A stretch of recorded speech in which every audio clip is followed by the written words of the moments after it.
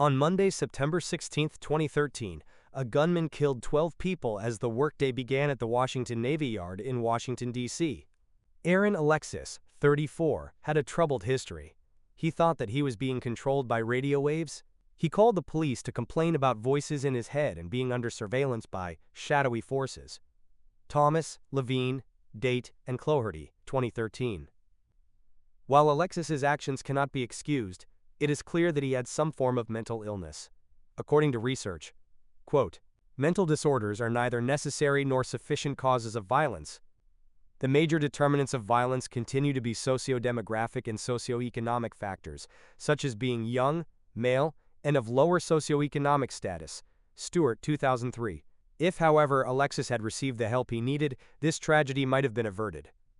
Learning objectives. By the end of this section, you will be able to understand the problems inherent in defining the concept of psychological disorder. Describe what is meant by harmful dysfunction. Identify the formal criteria that thoughts, feelings, and behaviors must meet to be considered abnormal and thus symptomatic of a psychological disorder. According to the American Psychiatric Association, a psychological disorder or mental disorder is, quote, a syndrome characterized by clinically significant disturbance in an individual's cognition, emotion regulation, or behavior that reflects a dysfunction in the psychological, biological, or developmental processes underlying mental functioning. Mental disorders are usually associated with significant distress in social, occupational, or other important activities. 2013. Psychopathology is the study of psychological disorders, including their symptoms, etiology, i.e., their causes, and treatment. The term psychopathology can also refer to the manifestation of a psychological disorder. Although consensus can be difficult, it is extremely important for mental health professionals to agree on what kinds of thoughts, feelings, and behaviors are truly abnormal, in the sense that they genuinely indicate the presence of psychopathology. Certain patterns of behavior and inner experience can easily be labeled as abnormal and clearly signify some kind of psychological disturbance. The person who washes their hands 40 times per day and the person who claims to hear the voices of demons exhibit behaviors and inner experiences that most would regard as abnormal, beliefs and behaviors that suggest the existence of a psychological disorder. But consider the nervousness a young man feels when talking to an attractive person, or the loneliness and longing for home a first-year student experiences during her first semester of college. These feelings may not be regularly present, but they fall in the range of normal. So what kinds of thoughts, feelings, and behaviors represent a true psychological disorder? Psychologists work to distinguish psychological disorders from inner experiences and behaviors that are merely situational, idiosyncratic, or unconventional. Mental health issues are often incorrectly viewed as less important than physical illnesses, and sometimes people are blamed or otherwise stigmatized for their condition. People with mental illnesses did not choose or create their illness, and cannot simply manage it through positive thinking or other attitudinal changes. Diagnosis, treatment, and support are all necessary, and all must be considered with respect and sensitivity to the extremely challenging nature of mental illness. While not everyone experiencing difficulty has a psychological disorder, mental health is critical to our ability to function in our relationships, education, and work. It is important that people talk with qualified professionals if they are having persistent feelings or experiences in line with the descriptions below. The discussion may or may not lead to a diagnosis, but as with physical illnesses, one has a better chance at success if they raise the issues with doctors or other experts. Definition of a psychological disorder. Perhaps the simplest approach to conceptualizing psychological disorders is to label behaviors, thoughts, and inner experiences that are atypical, distressful, dysfunctional, and sometimes even dangerous as signs of a disorder. For example, if you ask a classmate for a date and you are rejected, you probably would feel a little dejected. Such feelings would be normal. If you felt extremely depressed, so much so that you lost interest in activities, had difficulty eating or sleeping, felt utterly worthless, and contemplated suicide, your feelings would be atypical, would deviate from the norm, and could signify the presence of a psychological disorder. Just because something is atypical, however, does not necessarily mean it is disordered. For example, only about 4% of people in the United States have red hair, so red hair is considered an atypical characteristic, figure 15.2, but it is not considered disordered, it's just unusual. And it is less unusual in Scotland, where approximately 13% of the population has red hair. DNA Project Ames, 2012. As you will learn, some disorders, although not exactly typical, are far from atypical, and the rates at which they appear in the population are surprisingly high. Figure 15.2. Red hair is considered unusual, but not abnormal. A. Isla Fisher, B. Prince Harry, and C. Marcia Cross are three natural redheads. If we can agree that merely being atypical is an insufficient criterion for having a psychological disorder, is it reasonable to consider behavior or inner experiences that differ from widely expected cultural values or expectations as disordered? Using this criterion, a person who walks around a subway platform wearing a heavy winter coat in July while screaming obscenities at strangers may be considered as exhibiting symptoms of a psychological disorder. Their actions and clothes violate socially accepted rules governing appropriate dress and behavior. These characteristics are atypical. Cultural expectations. Violating cultural expectations is not in and of itself a satisfactory means of identifying the presence of a psychological disorder. Since behavior varies from one culture to another, what may be expected and considered appropriate in one culture may not be viewed as such in other cultures. For example, returning a stranger's smile is expected in the United States because a pervasive social norm dictates that we reciprocate friendly gestures. A person who refuses to acknowledge such gestures might be considered socially awkward, perhaps even disordered, for violating this expectation. However, such expectations are not universally shared. Cultural expectations in Japan involve showing reserve, restraint, and a concern for maintaining privacy around strangers. Japanese people are generally unresponsive to smiles from strangers. Patterson et al. 2007. Eye contact provides another example. In the United States and Europe, eye contact with others typically signifies honesty and attention. However, most Latin American, Asian, and African cultures interpret direct eye contact as rude, confrontational, and aggressive. Pazan, 2010.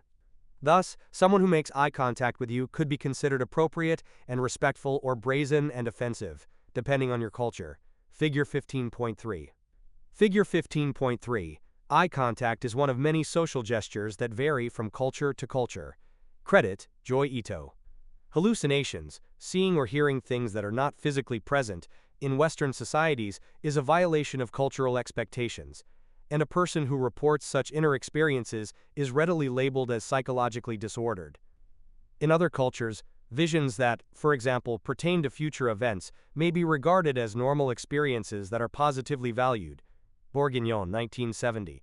Finally, it is important to recognize that cultural norms change over time. What might be considered typical in a society at one time may no longer be viewed this way later, similar to how fashion trends from one era may elicit quizzical looks decades later. Imagine how a headband, leg warmers, and the big hair of the 1980s would go over on your campus today. Dig deeper. The myth of mental illness.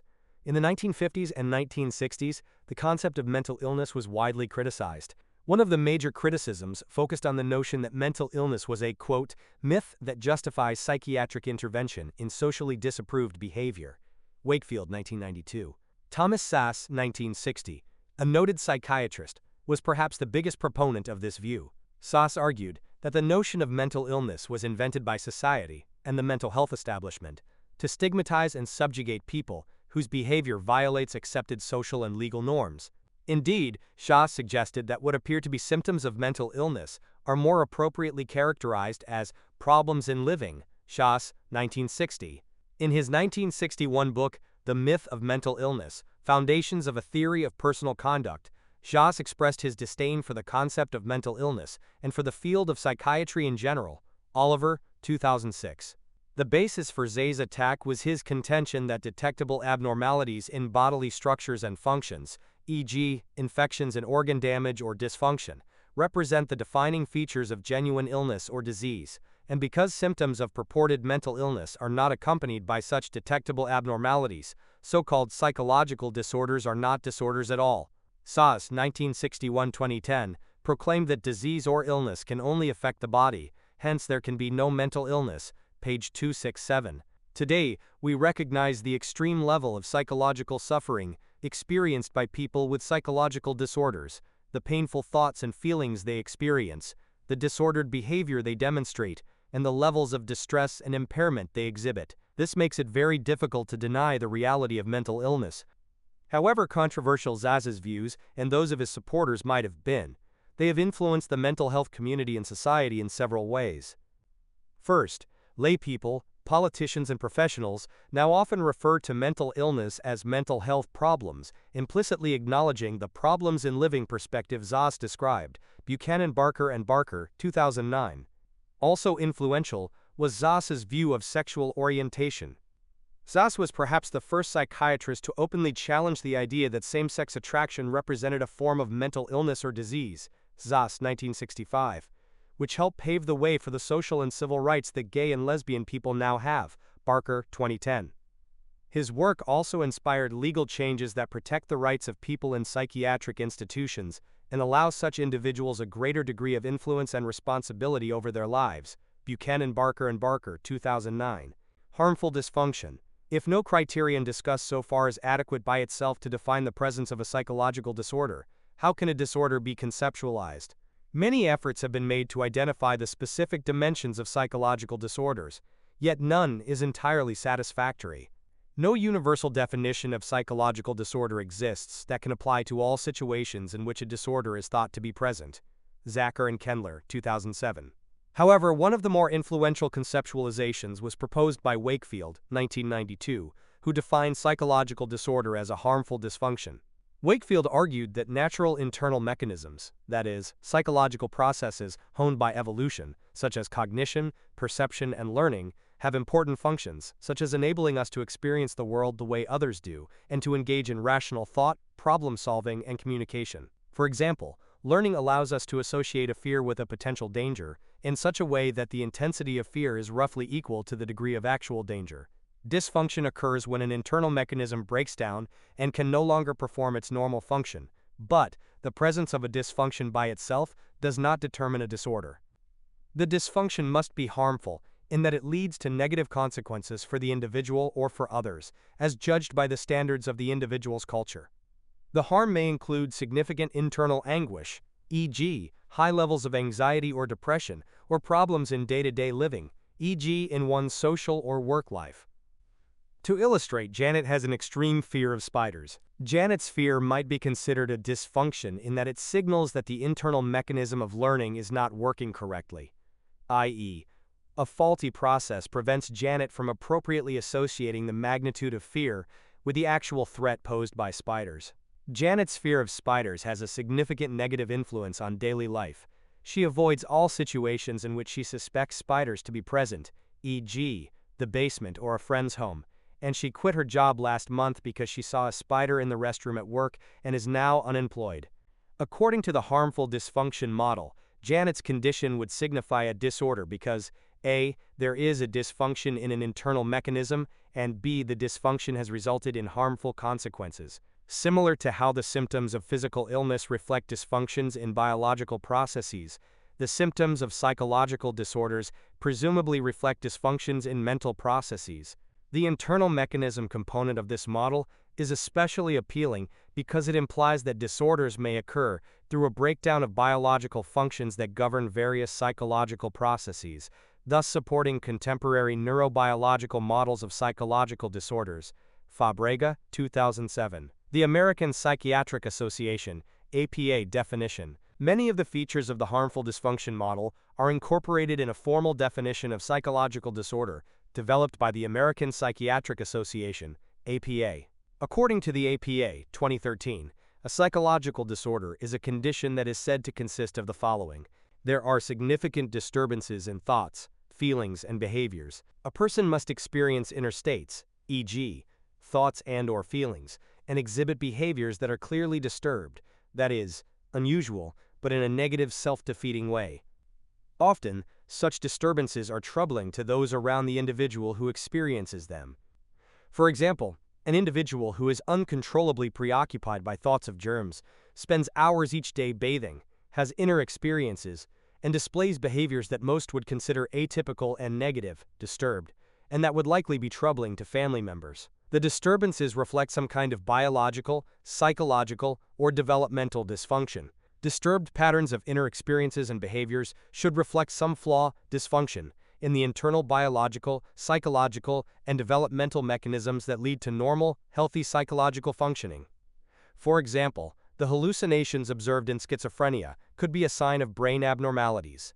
The disturbances lead to significant distress or disability in one's life. A person's inner experiences and behaviors are considered to reflect a psychological disorder if they cause the person considerable distress or greatly impair their ability to function as a normal individual, often referred to as functional impairment or occupational and social impairment.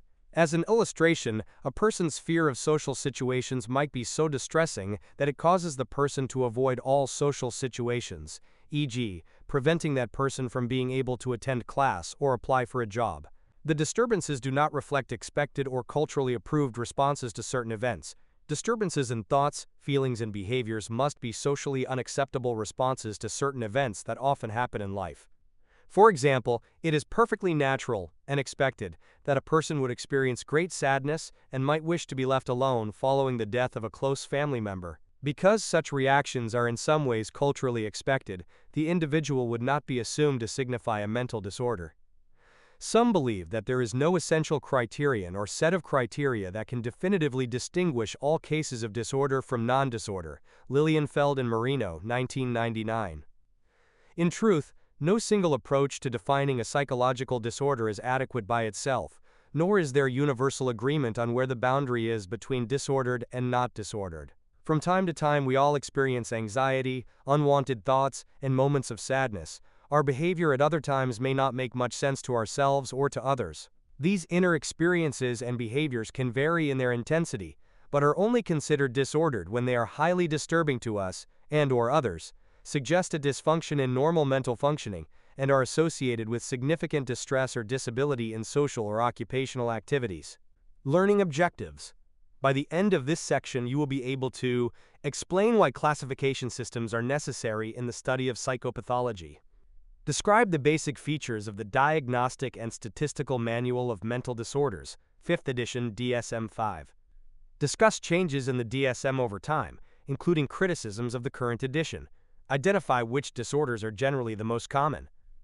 A first step in the study of psychological disorders is carefully and systematically discerning significant signs and symptoms. How do mental health professionals ascertain whether or not a person's inner states and behaviors truly represent a psychological disorder? Arriving at a proper diagnosis, that is, appropriately identifying and labeling a set of defined symptoms, is absolutely crucial.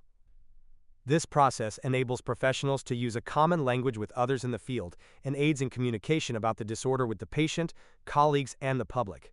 A proper diagnosis is an essential element to guide proper and successful treatment. For these reasons, classification systems that organize psychological disorders systematically are necessary. The Diagnostic and Statistical Manual of Mental Disorders, DSM.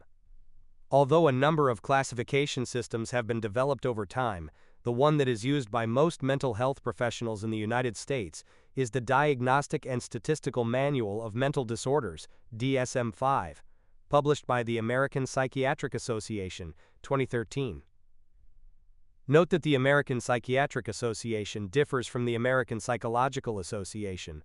Both are abbreviated APA. The first edition of the DSM, published in 1952, classified psychological disorders according to a format developed by the U.S. Army during World War II, Clegg, 2012.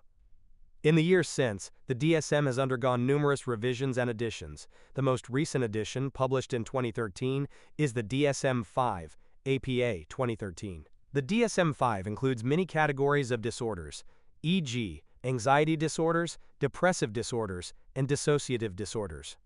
Each disorder is described in detail, including an overview of the disorder, diagnostic features, specific symptoms required for diagnosis, diagnostic criteria, prevalence information, what % of the population is thought to be afflicted with the disorder, and risk factors associated with the disorder.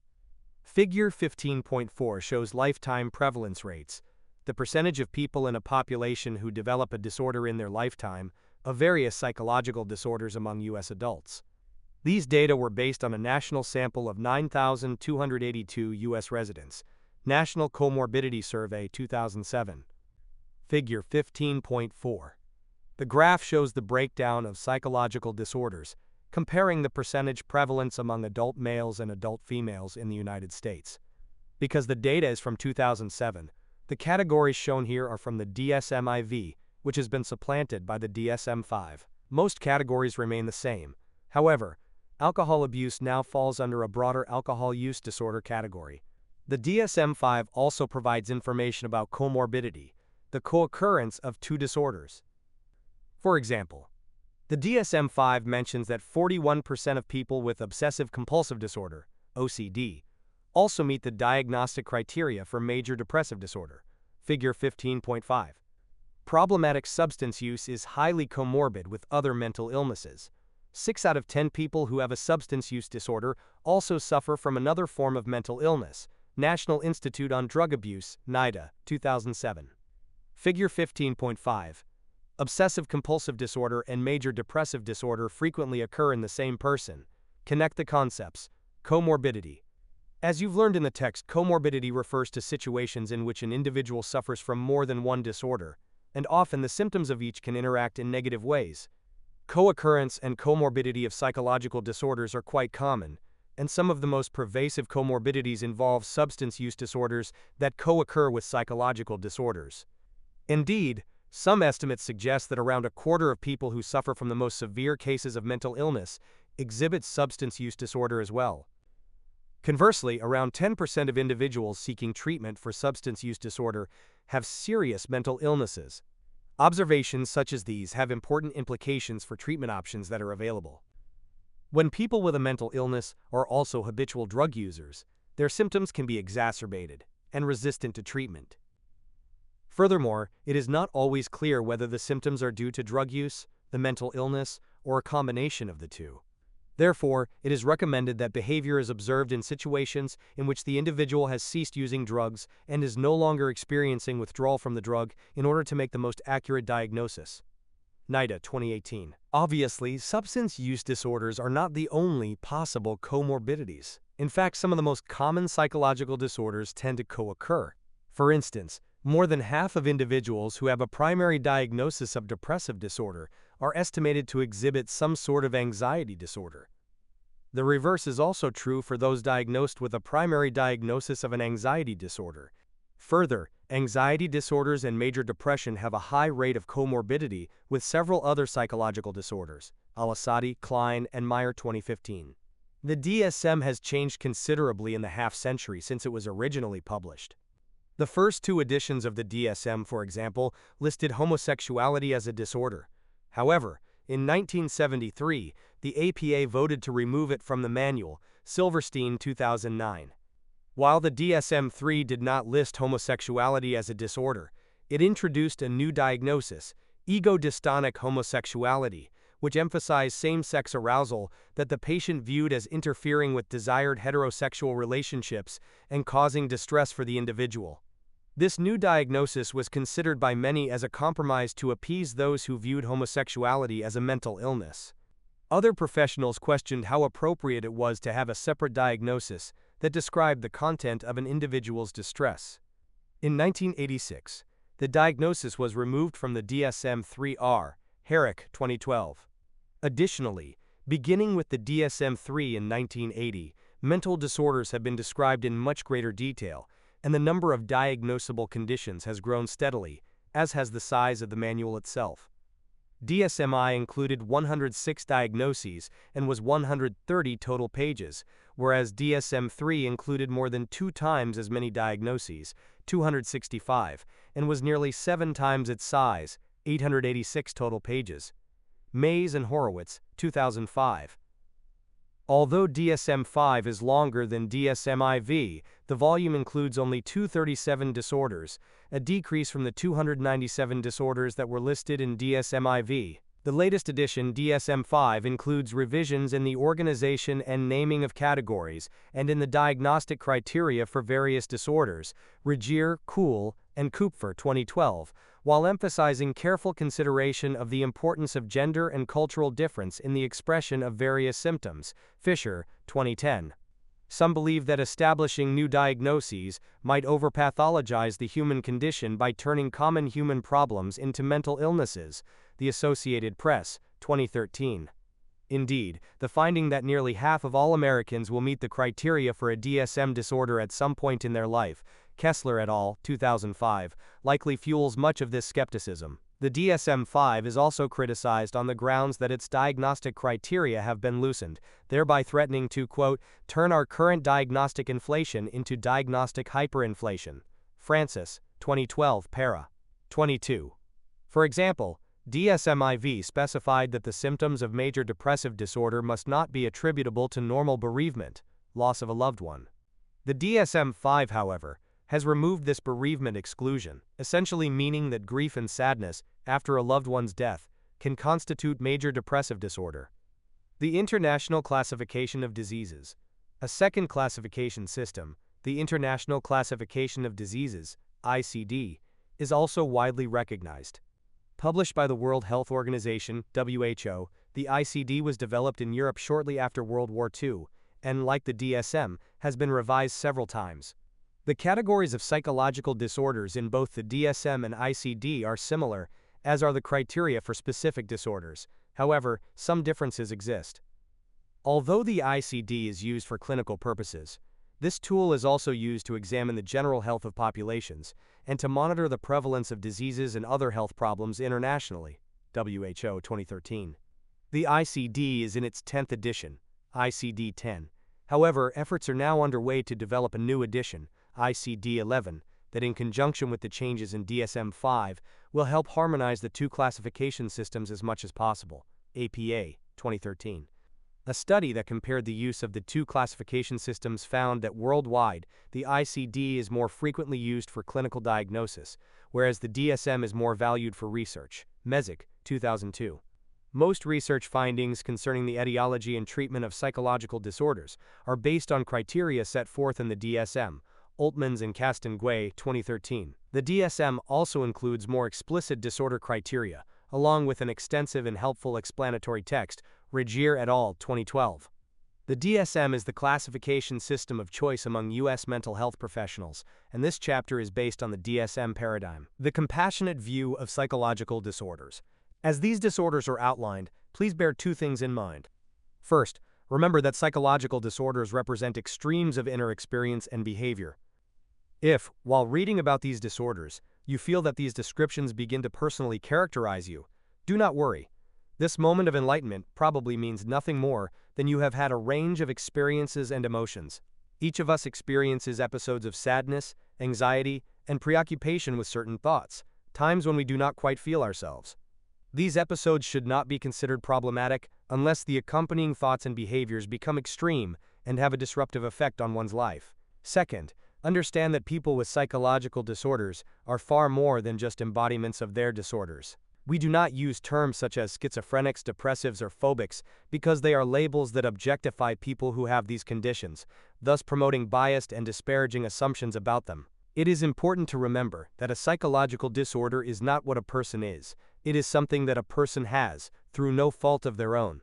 As is the case with cancer or diabetes, those with psychological disorders suffer debilitating, often painful conditions that are not of their own choosing. These individuals deserve to be viewed and treated with compassion, understanding, and dignity. Learning objectives. By the end of this section, you will be able to discuss supernatural perspectives on the origin of psychological disorders in their historical context.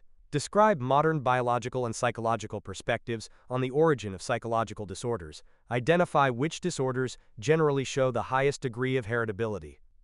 Describe the diathesis stress model and its importance to the study of psychopathology. Scientists, mental health professionals, and cultural healers may adopt different perspectives in attempting to understand or explain the underlying mechanisms that contribute to the development of a psychological disorder. The specific perspective used in explaining a psychological disorder is extremely important. Each perspective explains psychological disorders, their causes or etiology, and effective treatments from a different viewpoint. Different perspectives provide alternate ways for how to think about the nature of psychopathology, supernatural perspectives of psychological disorders. For centuries, psychological disorders were viewed from a supernatural perspective, attributed to a force beyond scientific understanding. Those afflicted were thought to be practitioners of black magic or possessed by spirits. Figure 15.6, Maher and Maher, 1985. For example, convents throughout Europe in the 16th and 17th centuries reported hundreds of nuns falling into a state of frenzy in which the afflicted foamed at the mouth, screamed and convulsed, sexually propositioned priests, and confessed to having carnal relations with devils or Christ. Although, today, these cases would suggest serious mental illness, at the time, these events were routinely explained as possession by devilish forces. Waller, 2009a. Similarly, grievous fits by young girls are believed to have precipitated the witch panic in New England late in the 17th century. Demos, 1983. Such beliefs in supernatural causes of mental illness are still held in some societies today. For example, beliefs that supernatural forces cause mental illness are common in some cultures in modern-day Nigeria. Agukwa, 2012. Figure 15.6. In The Extraction of the Stone of Madness, a 15th-century painting by Hieronymus Bosch, a practitioner is using a tool to extract an object, the supposed stone of madness, from the head of an afflicted person. Dig deeper. Dancing mania. Between the 11th and 17th centuries, a curious epidemic swept across Western Europe. Groups of people would suddenly begin to dance with wild abandon. This compulsion to dance, referred to as dancing mania, sometimes gripped thousands of people at a time. Figure 15.7. Historical accounts indicate that those afflicted would sometimes dance with bruised and bloody feet for days or weeks, screaming of terrible visions and begging priests and monks to save their souls. Waller, 2009b. What caused dancing mania is not known, but several explanations have been proposed, including spider venom and ergot poisoning. Dancing mania, 2011. Figure 15.7. Although the cause of dancing mania, depicted in this painting, was unclear, the behavior was attributed to supernatural forces. Historian John Waller, 2009a, 2009b, has provided a comprehensive and convincing explanation of dancing mania that suggests the phenomenon was attributable to a combination of three factors: psychological distress, social contagion, and belief in supernatural forces. Waller argued that various disasters of the time, such as famine, plagues, and floods, produced high levels of psychological distress that could increase the likelihood of succumbing to an involuntary trance state. Waller indicated that anthropological studies and accounts of possession rituals show that people are more likely to enter a trance state if they expect it to happen, and that entranced individuals behave in a ritualistic manner, their thoughts and behavior shaped by the spiritual beliefs of their culture. Thus, during periods of extreme physical and mental distress, all it took were a few people, believing themselves to have been afflicted with a dancing curse, to slip into a spontaneous trance, and then act out the part of one who is cursed by dancing for days on end. Biological perspectives of psychological disorders. The biological perspective views psychological disorders as linked to biological phenomena, such as genetic factors, chemical imbalances, and brain abnormalities. It has gained considerable attention and acceptance in recent decades. Wyatt and Midkiff, 2006. Evidence from many sources indicates that most psychological disorders have a genetic component. In fact, there is little dispute that some disorders are largely due to genetic factors. The graph in Figure 15.8 shows heritability estimates for schizophrenia. Figure 15.8. A person's risk of developing schizophrenia increases if a relative has schizophrenia. The closer the genetic relationship, the higher the risk. Findings such as these have led many of today's researchers to search for specific genes and genetic mutations that contribute to mental disorders. Also, sophisticated neural imaging technology in recent decades has revealed how abnormalities in brain structure and function might be directly involved in many disorders. And advances in our understanding of neurotransmitters and hormones have yielded insights into their possible connections. The biological perspective is currently thriving in the study of psychological disorders. The diathesis stress model of psychological disorders. Despite advances in understanding the biological basis of psychological disorders, the psychosocial perspective is still very important. This perspective emphasizes the importance of learning, stress, faulty and self-defeating thinking patterns, and environmental factors. Perhaps the best way to think about psychological disorders, then, is to view them as originating from a combination of biological and psychological processes. Many develop not from a single cause, but from a delicate fusion between partly biological and partly psychosocial factors. The diathesis stress model, Zuckerman, 1999, integrates biological and psychosocial factors to predict the likelihood of a disorder. This diathesis stress model suggests that people with an underlying predisposition for a disorder, i.e., a diathesis, are more likely than others to develop a disorder when faced with adverse environmental or psychological events, i.e., stress, such as childhood maltreatment, negative life events, trauma, and so on. A diathesis is not always a biological vulnerability to an illness. Some diatheses may be psychological, e.g., a tendency to think about life events in a pessimistic, self-defeating way. The key assumption of the diathesis stress model is that both factors, diathesis and stress, are necessary in the development of a disorder. Different models explore the relationship between the two factors. The level of stress needed to produce the disorder is inversely proportional to the level of diathesis. Learning objectives. By the end of this section, you will be able to distinguish normal anxiety from pathological anxiety. List and describe the major anxiety disorders, including their main features and prevalence. Describe basic psychological and biological factors that are suspected to be important in the etiology of anxiety disorder. Everybody experiences anxiety from time to time. Although anxiety is closely related to fear, the two states possess important differences. Fear involves an instantaneous reaction to an imminent threat, whereas anxiety involves apprehension, avoidance, and cautiousness regarding a potential threat, danger, or other negative event. Kraske, 1999. While anxiety is unpleasant to most people, it is important to our health, safety, and well-being. Anxiety motivates us to take actions, such as preparing for exams, watching our health, showing up to work on time, that enable us to avert potential future problems. Anxiety also motivates us to avoid certain things, such as running up debts and engaging in illegal activities that could lead to future trouble. Most individuals' level and duration of anxiety approximates the magnitude of the potential threat they face. For example, suppose a student who came to the U.S. as a dreamer, someone whose parents didn't lawfully immigrate, is concerned about the possibility of being unable to continue in the university program or of losing access to academic financial aid due to changes and litigation around the Deferred Action for Childhood Arrivals (DACA) program. This person likely would experience anxiety of greater intensity and duration than would a 21-year-old junior who entered college as a birthright citizen. Some people experience anxiety that is excessive, persistent, and greatly out of proportion to the actual threat. If one's anxiety has a disruptive influence on one's life, this is a strong indicator that the individual is experiencing an anxiety disorder. Anxiety disorders are characterized by excessive and persistent fear and anxiety, and by related disturbances in behavior, APA 2013. Although anxiety is universally experienced, anxiety disorders cause considerable distress. As a group, anxiety disorders are common. Approximately 25% to 30% of the U.S. population meets the criteria for at least one anxiety disorder during their lifetime. Kessler et al., 2005. Also, these disorders appear to be much more common in women than they are in men. Within a 12-month period, around 23% of women and 14% of men will experience at least one anxiety disorder. National Comorbidity Survey, 2007. Anxiety disorders are the most frequently occurring class of mental disorders and are often comorbid with each other and with other mental disorders. Kessler, Ruscio, Scheer, and Witchen, 2009. Specific phobia. Phobia is a Greek word that means fear.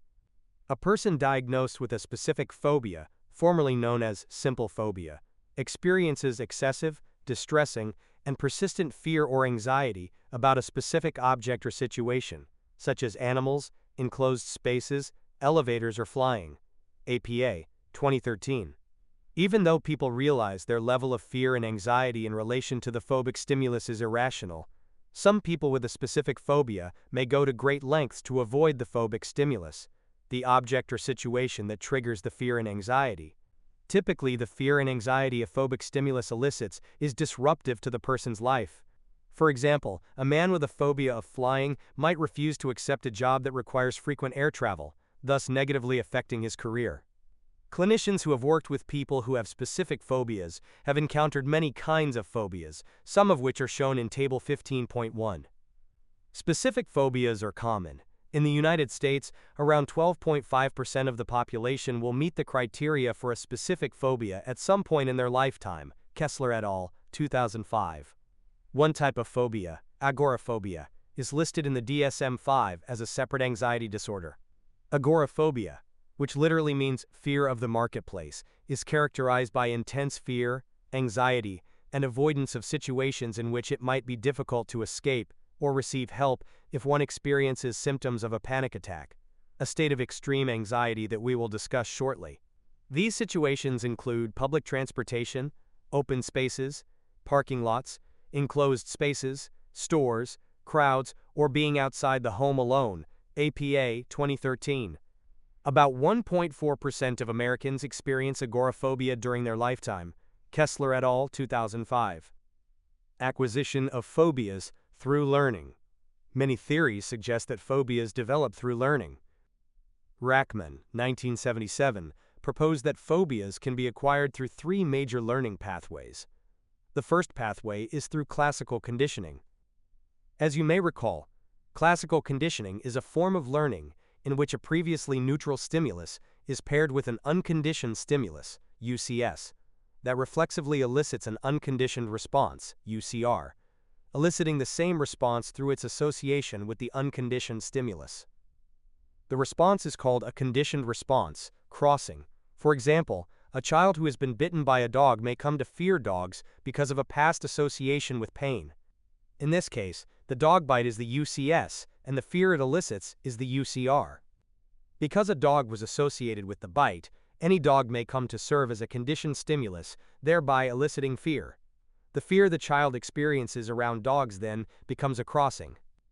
The second pathway of phobia acquisition is through vicarious learning, such as modeling. For example, a child who observes their cousin react fearfully to spiders may later express the same fears, even though spiders have never presented any danger to them. This phenomenon has been observed in both humans and non-human primates, Olson and Phelps, 2007.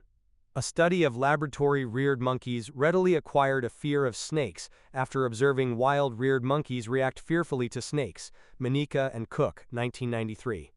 The third pathway is through verbal transmission or information. For example, a child whose parents, siblings, friends, and classmates constantly tell them how disgusting and dangerous snakes are may come to acquire a fear of snakes. Interestingly, people are more likely to develop phobias of things that do not represent much actual danger to themselves, such as animals and heights, and are less likely to develop phobias toward things that present legitimate danger in contemporary society, such as motorcycles and weapons. Oman and Manica, 2001. Why might this be so? One theory suggests that the human brain is evolutionarily predisposed to more readily associate certain objects or situations with fear. Seligman, 1971. This theory argues that throughout our evolutionary history, our ancestors associated certain stimuli, e.g., snakes, spiders, heights, and thunder, with potential danger. As time progressed, the mind has become adapted to more readily develop fears of these things than of others.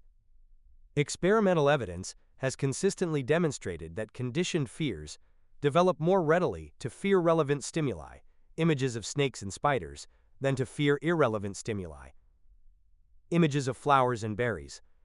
Oman and Manica, 2001. Such prepared learning has also been shown to occur in monkeys. In one study, Cook and Manica, 1989, monkeys watched videotapes of model monkeys reacting fearfully to either fear-relevant stimuli, toy snakes or a toy crocodile, or fear-irrelevant stimuli, flowers or a toy rabbit. The observer monkeys developed fears of the fear-relevant stimuli, but not the fear-irrelevant stimuli. Social anxiety disorder. Social anxiety disorder, formerly called social phobia, is characterized by extreme and persistent fear or anxiety and avoidance of social situations in which the person could potentially be evaluated negatively by others. APA 2013. As with specific phobias, social anxiety disorder is common in the United States. A little over 12% of all Americans experience social anxiety disorder during their lifetime. Kessler et al., 2005. The heart of the fear and anxiety in social anxiety disorder is the person's concern that they may act in a humiliating or embarrassing way, such as appearing foolish, showing symptoms of anxiety, blushing, or doing or saying something that might lead to rejection, such as offending others. The kinds of social situations in which individuals with social anxiety disorder usually have problems include public speaking, having a conversation, meeting strangers, eating in restaurants, and, in some cases, using public restrooms. Although many people become anxious in social situations like public speaking, the fear, anxiety, and avoidance experienced in social anxiety disorder are highly distressing and lead to serious impairments in life. Adults with this disorder are more likely to experience lower educational attainment and lower earnings, Katzelnick et al. 2001, perform more poorly at work and are more likely to be unemployed, Moitra, Beard, Weisberg, and Keller, 2011, and report greater dissatisfaction with their family lives, friends, leisure activities, and income, Stein and Keene, 2000. When people with social anxiety disorder are unable to avoid situations that provoke anxiety, they typically perform safety behaviors, mental or behavioral acts that reduce anxiety in social situations by reducing the chance of negative social outcomes. Safety behaviors include avoiding eye contact, rehearsing sentences before speaking, talking only briefly, and not talking about oneself. Alden and Beeling, 1998. Other examples of safety behaviors include the following. Marker, 2013. Assuming roles in social situations that minimize interaction with others, e.g., taking pictures, setting up equipment, or helping prepare food. Asking people many questions to keep the focus off of oneself.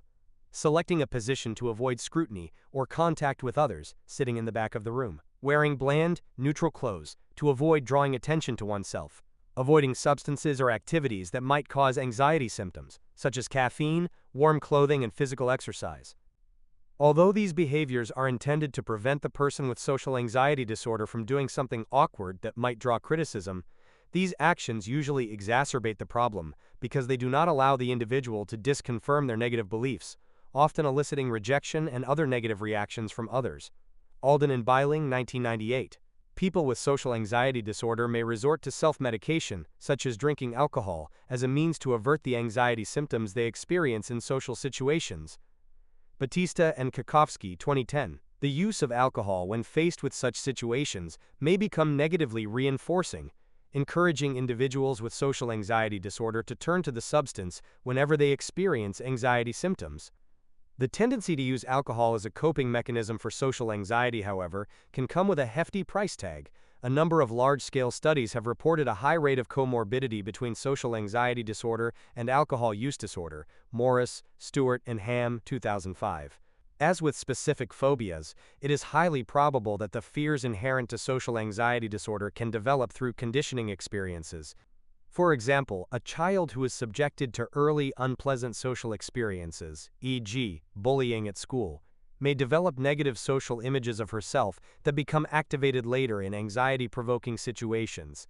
Hackman, Clark, and McManus, 2000. Indeed, one study reported that 92% of a sample of adults with social anxiety disorder reported a history of severe teasing in childhood, compared to only 35% of a sample of adults with panic disorder. McCabe, Anthony, Sommerfeld, Liss, and Swinson, 2003. One of the most well-established risk factors for developing social anxiety disorder is behavioral inhibition, Kloss and Blackford, 2012. Behavioral inhibition is thought to be an inherited trait, and it is characterized by a consistent tendency to show fear and restraint when presented with unfamiliar people or situations. Kagan, Resnick, and Snidman, 1988. Behavioral inhibition is displayed very early in life. Behaviorally inhibited toddlers and children respond with great caution and restraint in unfamiliar situations, and they are often timid, fearful, and shy around unfamiliar people. Fox, Henderson, Marshall, Nichols, and Guerra, 2005. A recent statistical review of studies demonstrated that behavioral inhibition was associated with more than a seven-fold increase in the risk of development of social anxiety disorder, demonstrating that behavioral inhibition is a major risk factor for the disorder. Kloss and Blackford, 2012. Panic disorder. Imagine that you are out one day with your friends, and suddenly and inexplicably, you begin sweating and trembling, your heart starts pounding, you have trouble breathing, and you start to feel dizzy and nauseous. This episode lasts for 10 minutes and is terrifying because you start to think that you are going to die. When you visit your doctor the following morning and describe what happened, she tells you that you have experienced a panic attack. Figure 15.9. If you experience another one of these episodes 2 weeks later and worry for a month or more that similar episodes will occur in the future, it is likely that you have developed panic disorder. Figure 15.9. Some of the physical manifestations of a panic attack are shown. People may also experience sweating, trembling, feelings of faintness, or a fear of losing control, among other symptoms. People with panic disorder experience recurrent, more than one, and unexpected panic attacks, along with at least 1 month of persistent concern about additional panic attacks, worry over the consequences of the attacks, or self-defeating changes in behavior related to the attacks, e.g., avoidance of exercise or unfamiliar situations. APA 2013. As is the case with other anxiety disorders, the panic attacks cannot result from the physiological effects of drugs and other substances, a medical condition, or another mental disorder. A panic attack is defined as a period of extreme fear or discomfort that develops abruptly and reaches a peak within 10 minutes. Its symptoms include accelerated heart rate, sweating, trembling, choking sensations, hot flashes or chills, dizziness or lightheadedness, fears of losing control or going crazy, and fears of dying. APA 2013. Sometimes panic attacks are expected, occurring in response to specific environmental triggers, such as being in a tunnel. Other times, these episodes are unexpected and emerge randomly, such as when relaxing. According to the DSM-5, the person must experience unexpected panic attacks to qualify for a diagnosis of panic disorder. Experiencing a panic attack is often terrifying. Rather than recognizing the symptoms of a panic attack merely as signs of intense anxiety, individuals with panic disorder often misinterpret them as a sign that something is intensely wrong internally, thinking, for example, that the pounding heart represents an impending heart attack. Panic attacks can occasionally precipitate trips to the emergency room because several symptoms of panic attacks are, in fact, similar to those associated with heart problems, e.g., palpitations, racing pulse, and a pounding sensation in the chest. Root 2000. Unsurprisingly, those with panic disorder fear future attacks and may become preoccupied with modifying their behavior in an effort to avoid future panic attacks. For this reason, panic disorder is often characterized as fear of fear. Goldstein and Chambliss, 1978. Panic attacks themselves are not mental disorders. Indeed, around 23% of Americans experience isolated panic attacks in their lives without meeting the criteria for panic disorder. Kessler et al., 2006, indicating that panic attacks are fairly common. Panic disorder is, of course, much less common, afflicting 4.7% of Americans during their lifetime. Kessler et al., 2005. Many people with panic disorder develop agoraphobia, which is marked by fear and avoidance of situations in which escape might be difficult or help might not be available if one were to develop symptoms of a panic attack. People with panic disorder often experience a comorbid disorder, such as other anxiety disorders or major depressive disorder. APA 2013. Researchers are not entirely sure what causes panic disorder. Children are at a higher risk of developing panic disorder if their parents have the disorder. Biederman et al., 2001. And family and twins studies indicate that the heritability of panic disorder is around 43%. Hedema, Neal, and Kendler, 2001. The exact genes and gene functions involved in this disorder, however, are not well understood. APA 2013. Neurobiological theories of panic disorder suggest that a region of the brain called the locus coeruleus may play a role in this disorder. Located in the brainstem, the locus coeruleus is the brain's major source of norepinephrine, a neurotransmitter that triggers the body's fight-or-flight response. Activation of the locus coeruleus is associated with anxiety and fear, and research with non-human primates has shown that stimulating the locus coeruleus either electrically or through drugs produces panic-like symptoms. Charney et al. 1990. Such findings have led to the theory that panic disorder may be caused by abnormal norepinephrine activity in the locus coeruleus. Bremner, Crystal, Southwick, and Charney 1996. Conditioning theories of panic disorder propose that panic attacks are classical conditioning responses to subtle bodily sensations, resembling those normally occurring when one is anxious or frightened. Bouton, Manika, and Barlow, 2001. For example, consider a child who has asthma. An acute asthma attack produces sensations, such as shortness of breath, coughing, and chest tightness, that typically elicit fear and anxiety. Later, When the child experiences subtle symptoms that resemble the frightening symptoms of earlier asthma attacks, such as shortness of breath after climbing stairs, they may become anxious, fearful, and then experience a panic attack. In this situation, the subtle symptoms would represent a conditioned stimulus, and the panic attack would be a conditioned response. The finding that panic disorder is nearly 3 times as frequent among people with asthma as it is among people without asthma, Weiser 2007, supports the possibility that panic disorder has the potential to develop through classical conditioning. Cognitive factors may play an integral part in panic disorder. Generally, cognitive theories, Clark 1996, argue that those with panic disorder are prone to interpret ordinary bodily sensations catastrophically, and these fearful interpretations set the stage for panic attacks. For example, a person might detect bodily changes that are routinely triggered by innocuous events, such as getting up from a seated position, dizziness, exercising, increased heart rate, shortness of breath, or drinking a large cup of coffee, increased heart rate, trembling. The individual interprets these subtle bodily changes catastrophically. Maybe I'm having a heart attack. Such interpretations create fear and anxiety, which trigger additional physical symptoms. Subsequently, the person experiences a panic attack. Support of this contention rests with findings that people with more severe catastrophic thoughts about sensations have more frequent and severe panic attacks, and among those with panic disorder, reducing catastrophic cognitions about their sensations is as effective as medication in reducing panic attacks. Good and Hinton 2009. Generalized anxiety disorder. Alex was always worried about many things. He worried that his children would drown when they played at the beach. Each time he left the house, he worried that an electrical short circuit would start a fire in his home. He worried that his husband would lose his job at the prestigious law firm. He worried that his daughter's minor staph infection could turn into a massive life-threatening condition. These and other worries constantly weighed heavily on Alex's mind, so much so that they made it difficult for him to make decisions and often left him feeling tense, irritable, and worn out. One night, Alex's husband was to drive their son home from a soccer game.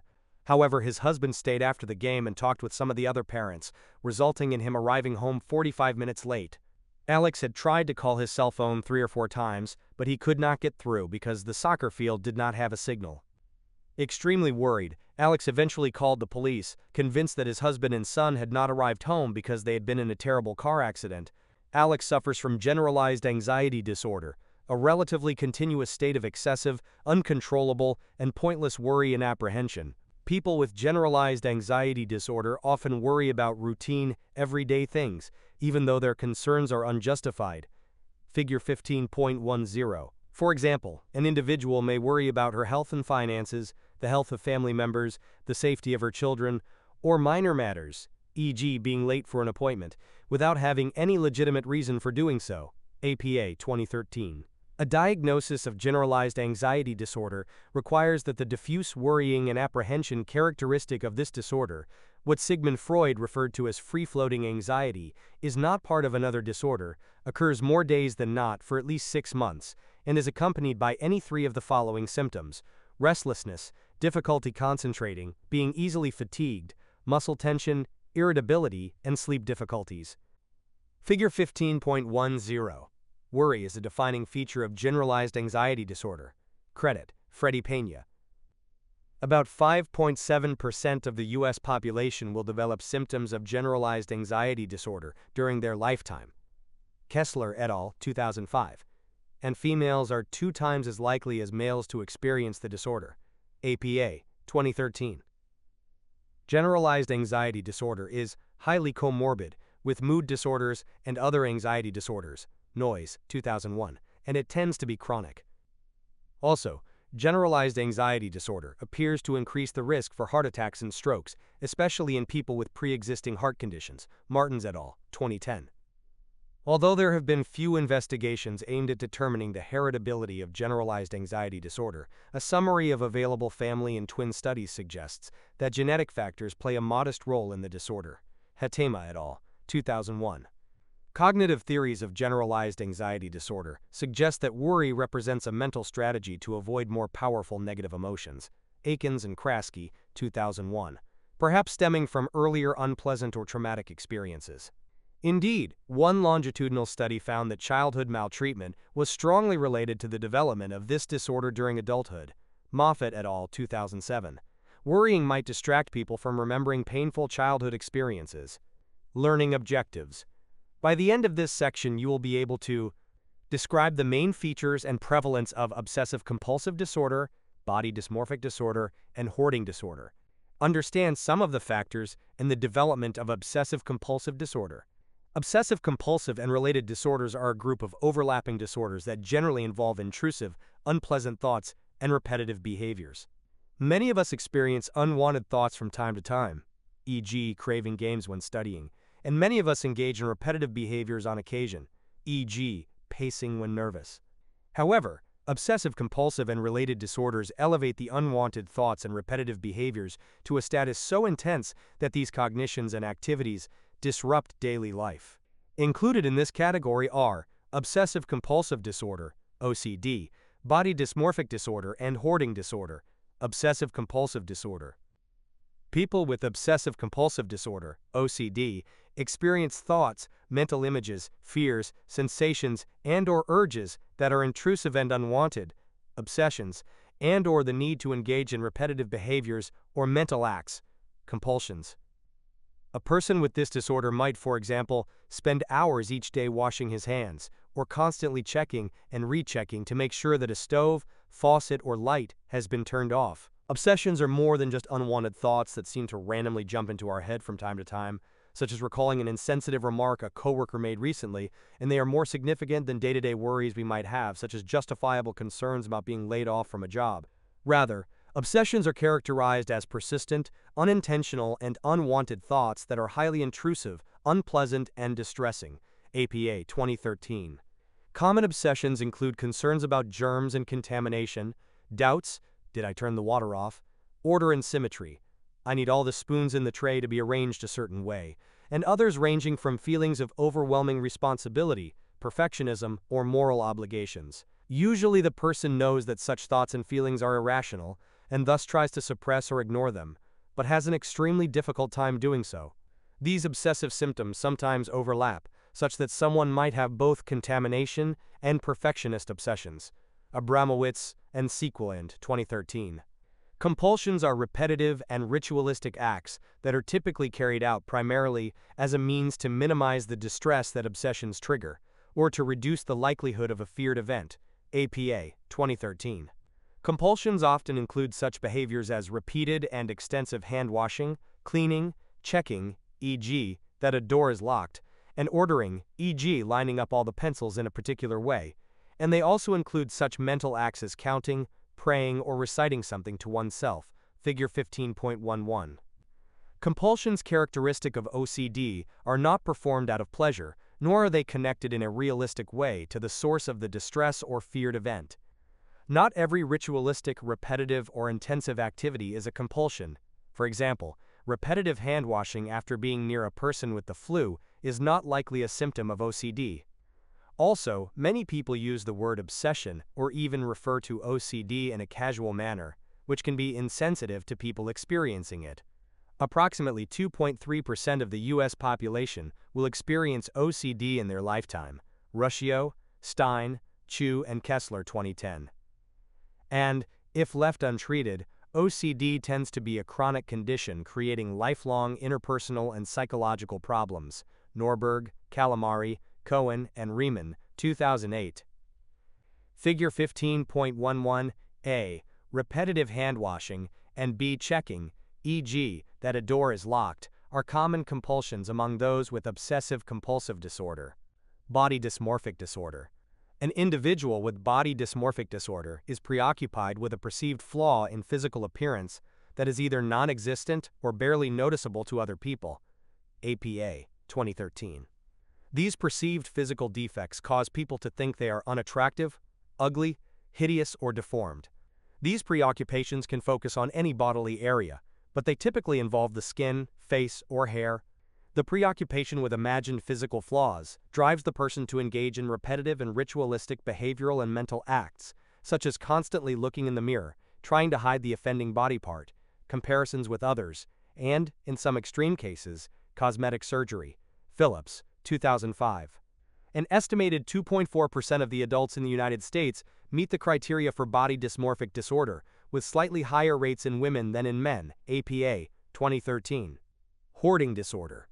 Although hoarding was traditionally considered to be a symptom of OCD, considerable evidence suggests that hoarding represents an entirely different disorder. Mattei-Coles et al., 2010. People with hoarding disorder cannot bear to part with personal possessions, regardless of how valueless or useless these possessions are. As a result, these individuals accumulate excessive amounts of usually worthless items that clutter their living areas.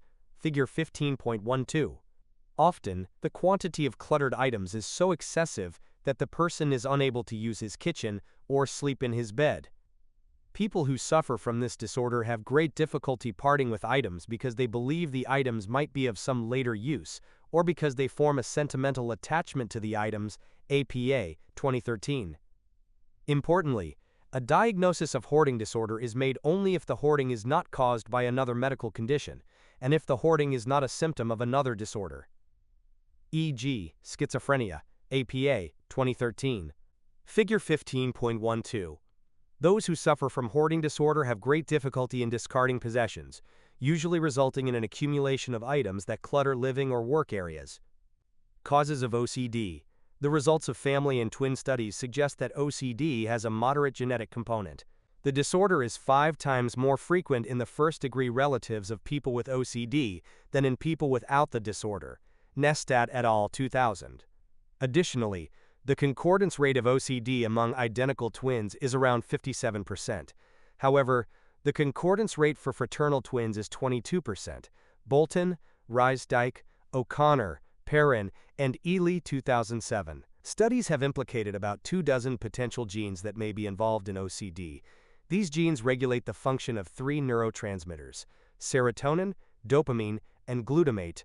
Pauls, 2010. Many of these studies included small sample sizes and have yet to be replicated. Thus, additional research needs to be done in this area. A brain region that is believed to play a critical role in OCD is the orbitofrontal cortex. Kopel and Greenberg, 2008. An area of the frontal lobe involved in learning and decision-making. Rushworth, Noonan, Borman, Walton, and Behrens, 2011. Figure 15.13. In people with OCD, the orbitofrontal cortex becomes especially hyperactive when they are provoked with tasks in which, for example, they are asked to look at a photo of a toilet, or of pictures hanging crookedly on a wall. Simon, Kaufman, Mush, Kishkel, and Kathman, 2010. The orbitofrontal cortex is part of a series of brain regions that, collectively, is called the OCD circuit. This circuit consists of several interconnected regions that influence the perceived emotional value of stimuli and the selection of both behavioral and cognitive responses. Graybiel and Rauch, 2000. As with the orbitofrontal cortex, other regions of the OCD circuit show heightened activity during symptom provocation. Rotche et al., 2008, which suggests that abnormalities in these regions may produce the symptoms of OCD.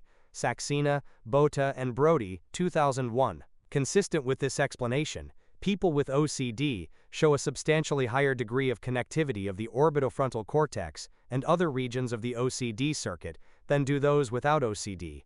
Buquet et al., 2013. Figure 15.13. Different regions of the brain may be associated with different psychological disorders. The findings discussed above were based on imaging studies, and they highlight the potential importance of brain dysfunction in OCD. However, one important limitation of these findings is the inability to explain differences in obsessions and compulsions. Another limitation is that the correlational relationship between neurological abnormalities and OCD symptoms cannot imply causation. Abramowitz and Sickland, 2013. Connect the concepts: conditioning and OCD. The symptoms of OCD have been theorized to be learned responses, acquired and sustained as the result of a combination of 2 forms of learning: classical conditioning and operant conditioning. Maurer, 1960. Steinmetz, Tracy, and Green, 2001. Specifically, the acquisition of OCD may occur first as the result of classical conditioning, whereby a neutral stimulus becomes associated with an unconditioned stimulus that provokes anxiety or distress. When an individual has acquired this association, subsequent encounters with the neutral stimulus trigger anxiety, including obsessive thoughts. The anxiety and obsessive thoughts, which are now a conditioned response, may persist until they identify some strategy to relieve it. Relief may take the form of a ritualistic behavior or mental activity that, when enacted repeatedly, reduces the anxiety. Such efforts to relieve anxiety constitute an example of negative reinforcement, a form of operant conditioning. Recall from the chapter on learning that negative reinforcement involves the strengthening of behavior through its ability to remove something unpleasant or aversive. Hence, compulsive acts observed in OCD may be sustained because they are negatively reinforcing, in the sense that they reduce anxiety triggered by a conditioned stimulus. Suppose an individual with OCD experiences obsessive thoughts about germs, contamination, and disease whenever they encounter a doorknob. What might have constituted a viable unconditioned stimulus? Also, what would constitute the conditioned stimulus, unconditioned response, and conditioned response? What kinds of compulsive behaviors might we expect, and how do they reinforce themselves? What is decreased?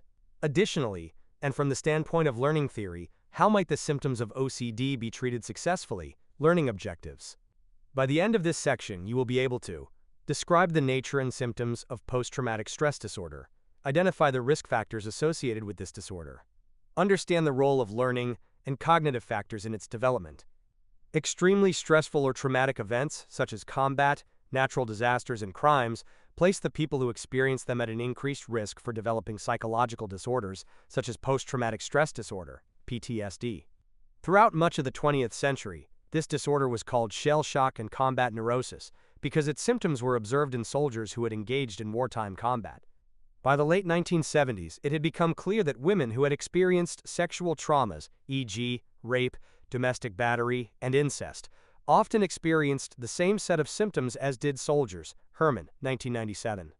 The term post-traumatic stress disorder was developed, given that these symptoms could happen to anyone who experienced psychological trauma, a broader definition of PTSD. PTSD was listed among the anxiety disorders in previous DSM editions. In DSM-5, it is now listed among a group called trauma and stressor-related disorders. For a person to be diagnosed with PTSD, they must be exposed to, witness, or experience the details of a traumatic experience, e.g., a first responder, one that involves actual or threatened death, serious injury, or sexual violence. APA. 2013, page 271. These experiences can include such events as combat, threatened or actual physical attack, sexual assault, natural disasters, terrorist attacks, and automobile accidents. This criterion makes PTSD the only disorder listed in the DSM in which a cause, extreme trauma, is explicitly specified. Symptoms of PTSD include intrusive and distressing memories of the event, flashbacks, states that can last from a few seconds to several days, during which the individual relives the event and behaves as if the event were occurring at that moment, avoidance of stimuli connected to the event, persistently negative emotional states, e.g., fear, anger, guilt, and shame, feelings of detachment from others, irritability, proneness toward outbursts, and an exaggerated startle response, jumpiness. For PTSD to be diagnosed, these symptoms must occur for at least 1 month. Roughly 7% of adults in the United States, including 9.7% of women and 3.6% of men, experience PTSD in their lifetime. National Comorbidity Survey 2007, with higher rates among people exposed to mass trauma and people whose jobs involve duty-related trauma exposure, e.g., police officers, firefighters, and emergency medical personnel. APA, 2013. Nearly 21% of residents of areas affected by Hurricane Katrina suffered from PTSD 1 year following the hurricane, Kessler et al., 2008, and 12.6% of Manhattan residents were observed as having PTSD 2 to 3 years after the 9/11 terrorist attacks, DiGrande et al., 2008. Risk factors for PTSD. Of course, not everyone who experiences a traumatic event will go on to develop PTSD. Several factors strongly predict the development of PTSD. Trauma experience, greater trauma severity, lack of immediate social support, and more subsequent life stress. Bruin, Andrews, and Valentine, 2000.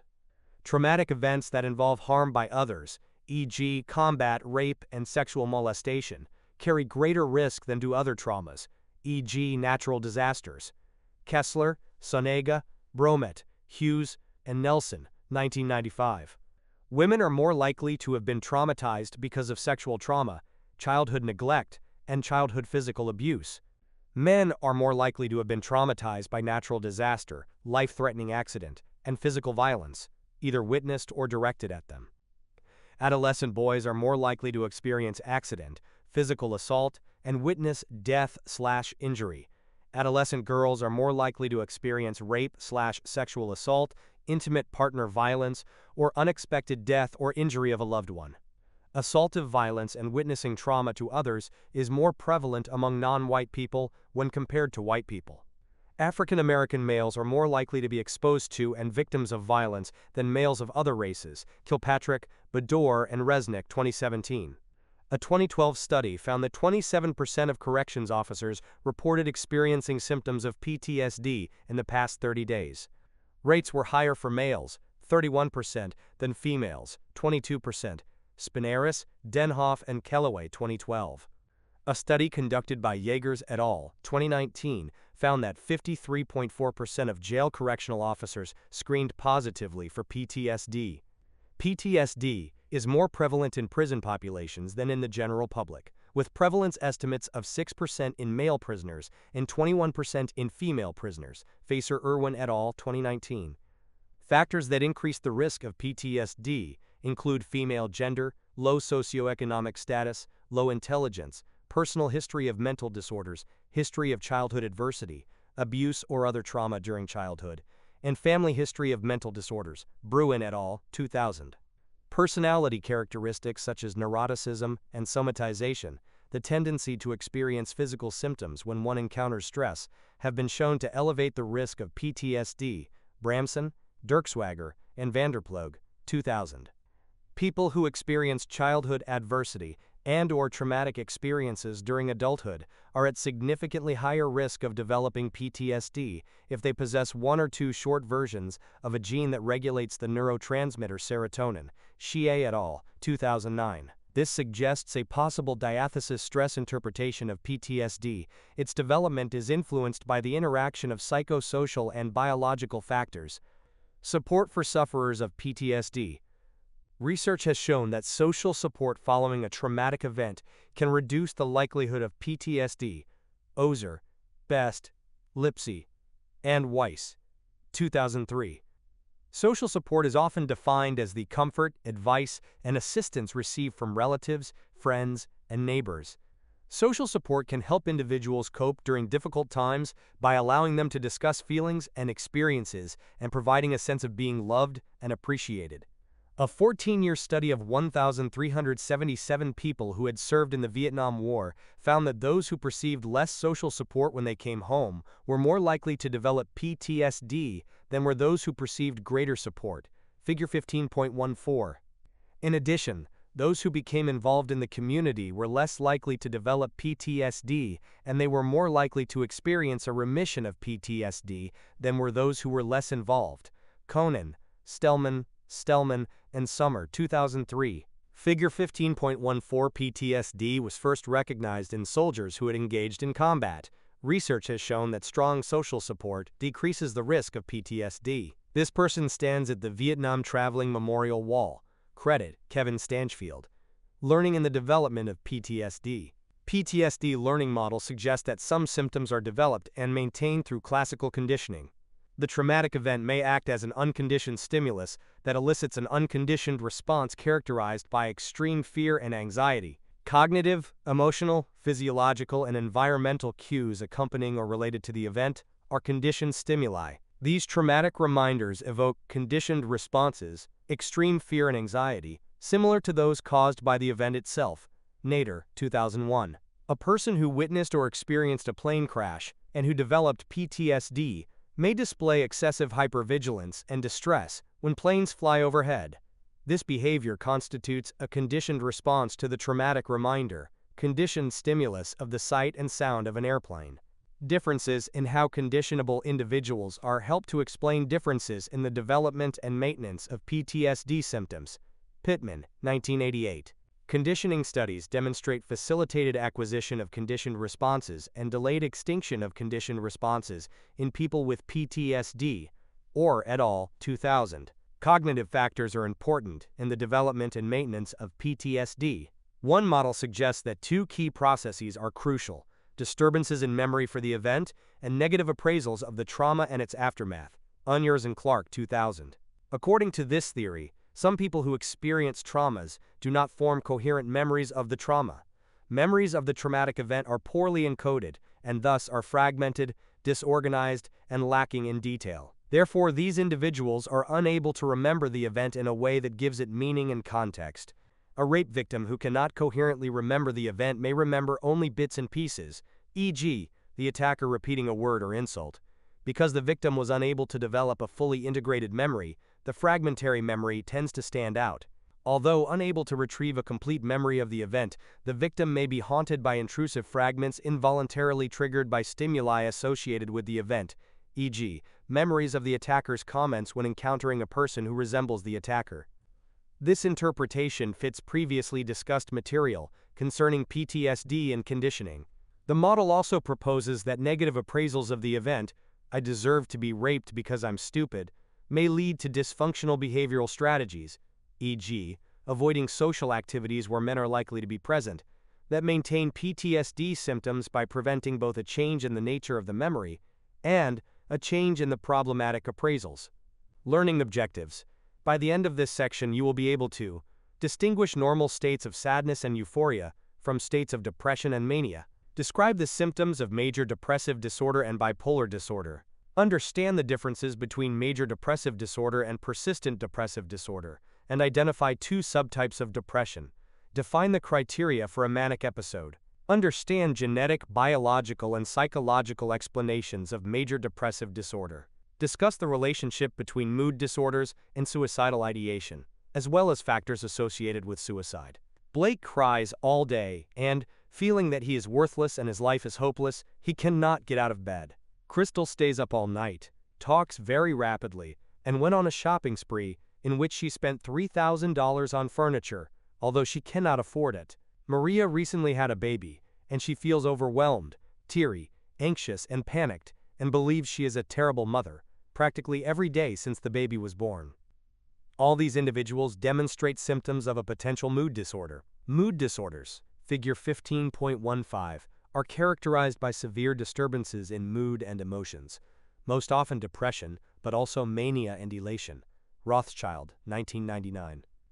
All of us experience fluctuations in our moods and emotional states, and often these fluctuations are caused by events in our lives. We become elated if our favorite team wins the World Series, and dejected if a romantic relationship ends, or if we lose our job. At times, we feel fantastic or miserable for no clear reason. People with mood disorders also experience mood fluctuations, but their fluctuations are extreme, distort their outlook on life, and impair their ability to function. Figure 15.15. Mood disorders are characterized by massive disruptions in mood. Symptoms can range from the extreme sadness and hopelessness of depression to the extreme elation and irritability of mania.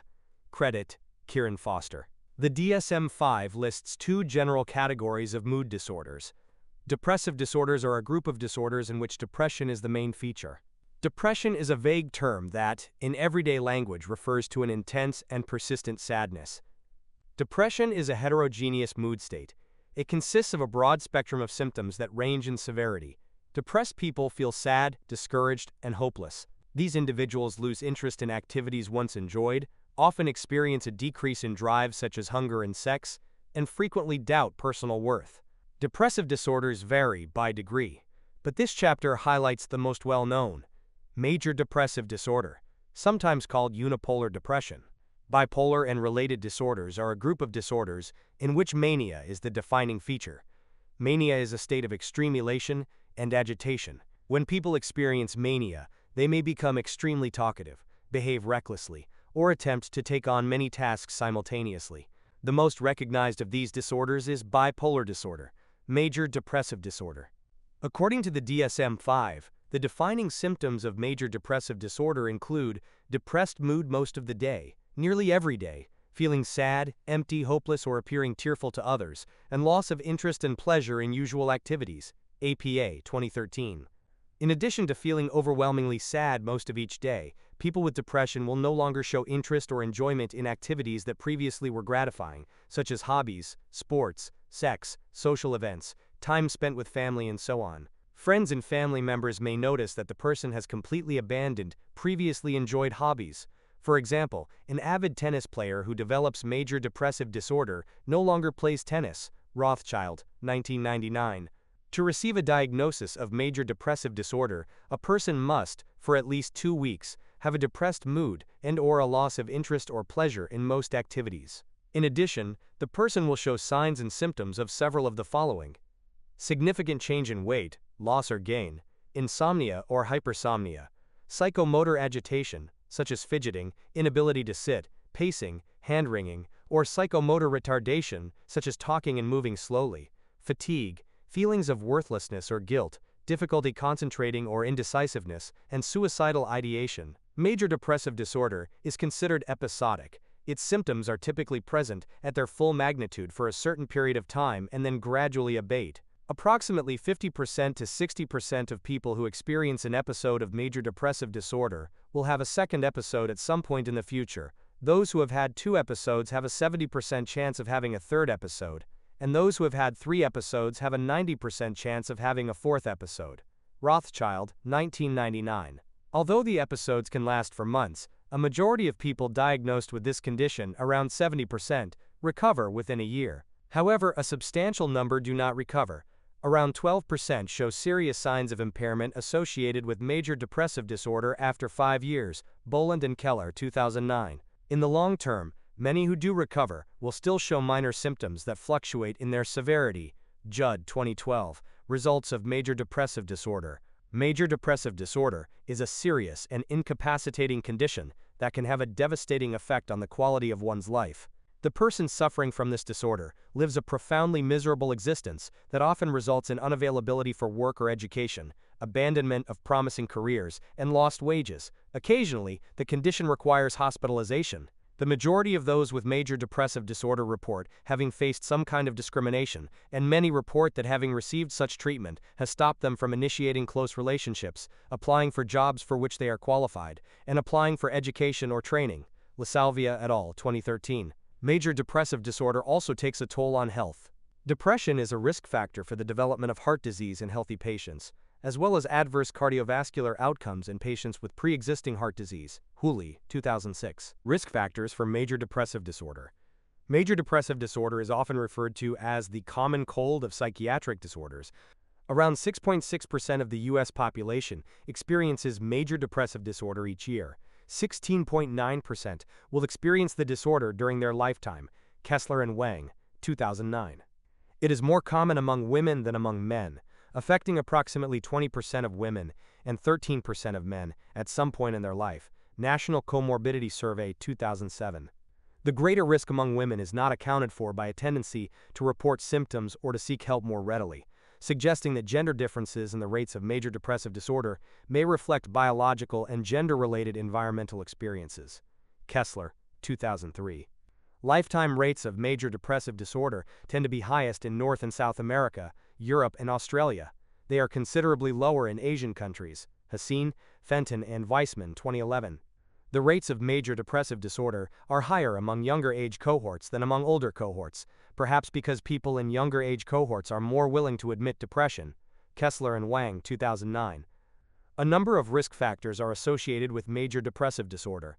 Unemployment, including homemakers, earning less than $20,000 per year, living in urban areas, or being separated, divorced, or widowed. Haseen et al., 2011. Comorbid disorders include anxiety disorders and substance abuse disorders. Kessler and Wang, 2009. Subtypes of depression. The DSM-5 lists several different subtypes of depression. These subtypes, what the DSM-5 refers to as specifiers, are not specific disorders. Rather, they are labels used to indicate specific patterns of symptoms or to specify certain periods of time in which the symptoms may be present. One subtype, seasonal pattern, applies to situations in which a person experiences the symptoms of major depressive disorder only during a particular time of year, e.g., fall or winter. In everyday language, people often refer to this subtype as the winter blues. Another subtype, peripartum onset, commonly referred to as postpartum depression, applies to childbearers who experience major depression during pregnancy or in the 4 weeks following the birth of their child. APA, 2013. These people often feel very anxious and may even have panic attacks. They may feel guilty, agitated, and be weepy. They may not want to hold or care for their newborn, even in cases in which the pregnancy was desired and intended. In extreme cases, one may have feelings of wanting to harm the child or oneself. In a horrific illustration, a woman named Andrea Yates, who suffered from extreme peripartum onset depression as well as other mental illnesses, drowned her 5 children in a bathtub. Roche, 2002. Most people with peripartum onset depression do not physically harm their children, but most do have difficulty being adequate caregivers. Fields, 2010. A surprisingly high number of people experience symptoms of peripartum onset depression. A study of 10,000 women who had recently given birth found that 14% screened positive for peripartum onset depression, and that nearly 20% reported having thoughts of wanting to harm themselves. Wisner et al., 2013. People with persistent depressive disorder, previously known as dysthymia, experience depressed moods most of the day nearly every day for at least 2 years, as well as at least 2 of the other symptoms of major depressive disorder. People with persistent depressive disorder are chronically sad and melancholy, but do not meet all the criteria for major depression. However, episodes of full-blown major depressive disorder can occur during persistent depressive disorder. APA, 2013. Bipolar disorder. A person with bipolar disorder, commonly known as manic depression, often experiences mood states that vacillate between depression and mania. That is, the person's mood is said to alternate from one emotional extreme to the other, in contrast to unipolar, which indicates a persistently sad mood. To be diagnosed with bipolar disorder, a person must have experienced a manic episode at least once in their life. Although major depressive episodes are common in bipolar disorder, they are not required for a diagnosis. APA, 2013. According to the DSM-5, a manic episode is characterized as a distinct period of abnormally and persistently elevated expansive or irritable mood and abnormally and persistently increased activity or energy lasting at least 1 week, that lasts most of the time each day. APA, 2013, page 124. During a manic episode, some experience a mood that is almost euphoric and become excessively talkative, sometimes spontaneously starting conversations with strangers. Others become excessively irritable and complain or make hostile comments. The person may talk loudly and rapidly, exhibiting flight of ideas, abruptly switching from one topic to another. These individuals are easily distracted, which can make a conversation very difficult. They may exhibit grandiosity, in which they experience inflated but unjustified self-esteem and self-confidence. For example, they might quit a job in order to strike it rich in the stock market, despite lacking the knowledge, experience, and capital for such an endeavor. They may take on several tasks at the same time, e.g., several time-consuming projects at work, and yet show little, if any, need for sleep. Some may go for days without sleep. Patients may also recklessly engage in pleasurable activities that could have harmful consequences, including spending sprees, reckless driving, making foolish investments, excessive gambling, or engaging in sexual encounters with strangers. APA, 2013. During a manic episode, individuals usually feel as though they are not ill and do not need treatment. However, the reckless behaviors that often accompany these episodes, which can be antisocial, illegal, or physically threatening to others, may require involuntary hospitalization. APA, 2013. Some patients with bipolar disorder will experience a rapid cycling subtype, which is characterized by at least 4 manic episodes, or some combination of at least 4 manic and major depressive episodes, within 1 year. Risk factors for bipolar disorder. Bipolar disorder is considerably less frequent than major depressive disorder. In the United States, 1 out of every 167 people meets the criteria for bipolar disorder each year, and 1 out of 100 meet the criteria within their lifetime. Marikangas et al., 2011. The rates are higher in men than in women, and about half of those with this disorder report onset before the age of 25. Marikangas et al., 2011. Around 90% of those with bipolar disorder have a comorbid disorder, most often an anxiety disorder or a substance abuse problem. Unfortunately, close to half of the people suffering from bipolar disorder do not receive treatment. Marikangas and Tohin, 2011. Suicide rates are extremely high among those with bipolar disorder. Around 36% of individuals with this disorder attempt suicide at least once in their lifetime. Novick, Swartz and Frank, 2010, and between 15% to 19% die by suicide, Newman, 2004. The biological basis of mood and bipolar disorders. Mood disorders have been shown to have a strong genetic and biological basis. Relatives of those with major depressive disorder have double the risk of developing major depressive disorder, whereas relatives of patients with bipolar disorder have over 9 times the risk. Marikangas et al., 2011. The rate of concordance for major depressive disorder is higher among identical twins than fraternal twins, 50% versus 38% respectively, as is that of bipolar disorder, 67% versus 16% respectively, suggesting that genetic factors play a stronger role in bipolar disorder than in major depressive disorder. Marikangas et al., 2011. People with mood disorders often have imbalances in certain neurotransmitters, particularly norepinephrine and serotonin. Thais, 2009. These neurotransmitters are important regulators of the bodily functions that are disrupted in mood disorders, including appetite, sex drive, sleep, arousal, and mood. Medications that are used to treat major depressive disorder typically boost serotonin and norepinephrine activity, whereas lithium, used in the treatment of bipolar disorder, blocks norepinephrine activity at the synapses, figure 15.16. Figure 15.16. Many medications designed to treat mood disorders work by altering neurotransmitter activity in the neural synapse. Depression is linked to abnormal activity in several regions of the brain. Fitzgerald, Laird, Mahler, and Daskalakis, 2008, including those important in assessing the emotional significance of stimuli and experiencing emotions, amygdala, and in regulating and controlling emotions, like the prefrontal cortex, or PFC. Lemoult, Castonguay, Yorman, and McAlevey, 2013. People with depression show elevated amygdala activity, Drevitz, Bogers, and Reichel, 2002, especially when presented with negative emotional stimuli, such as photos of sad faces, figure 15.17, Sergoladze, et al., 2005. Interestingly, heightened amygdala activation to negative emotional stimuli among depressed persons occurs even when stimuli are presented outside of conscious awareness. Victor, Fury, Fromm, Oman, and Dreves, 2010.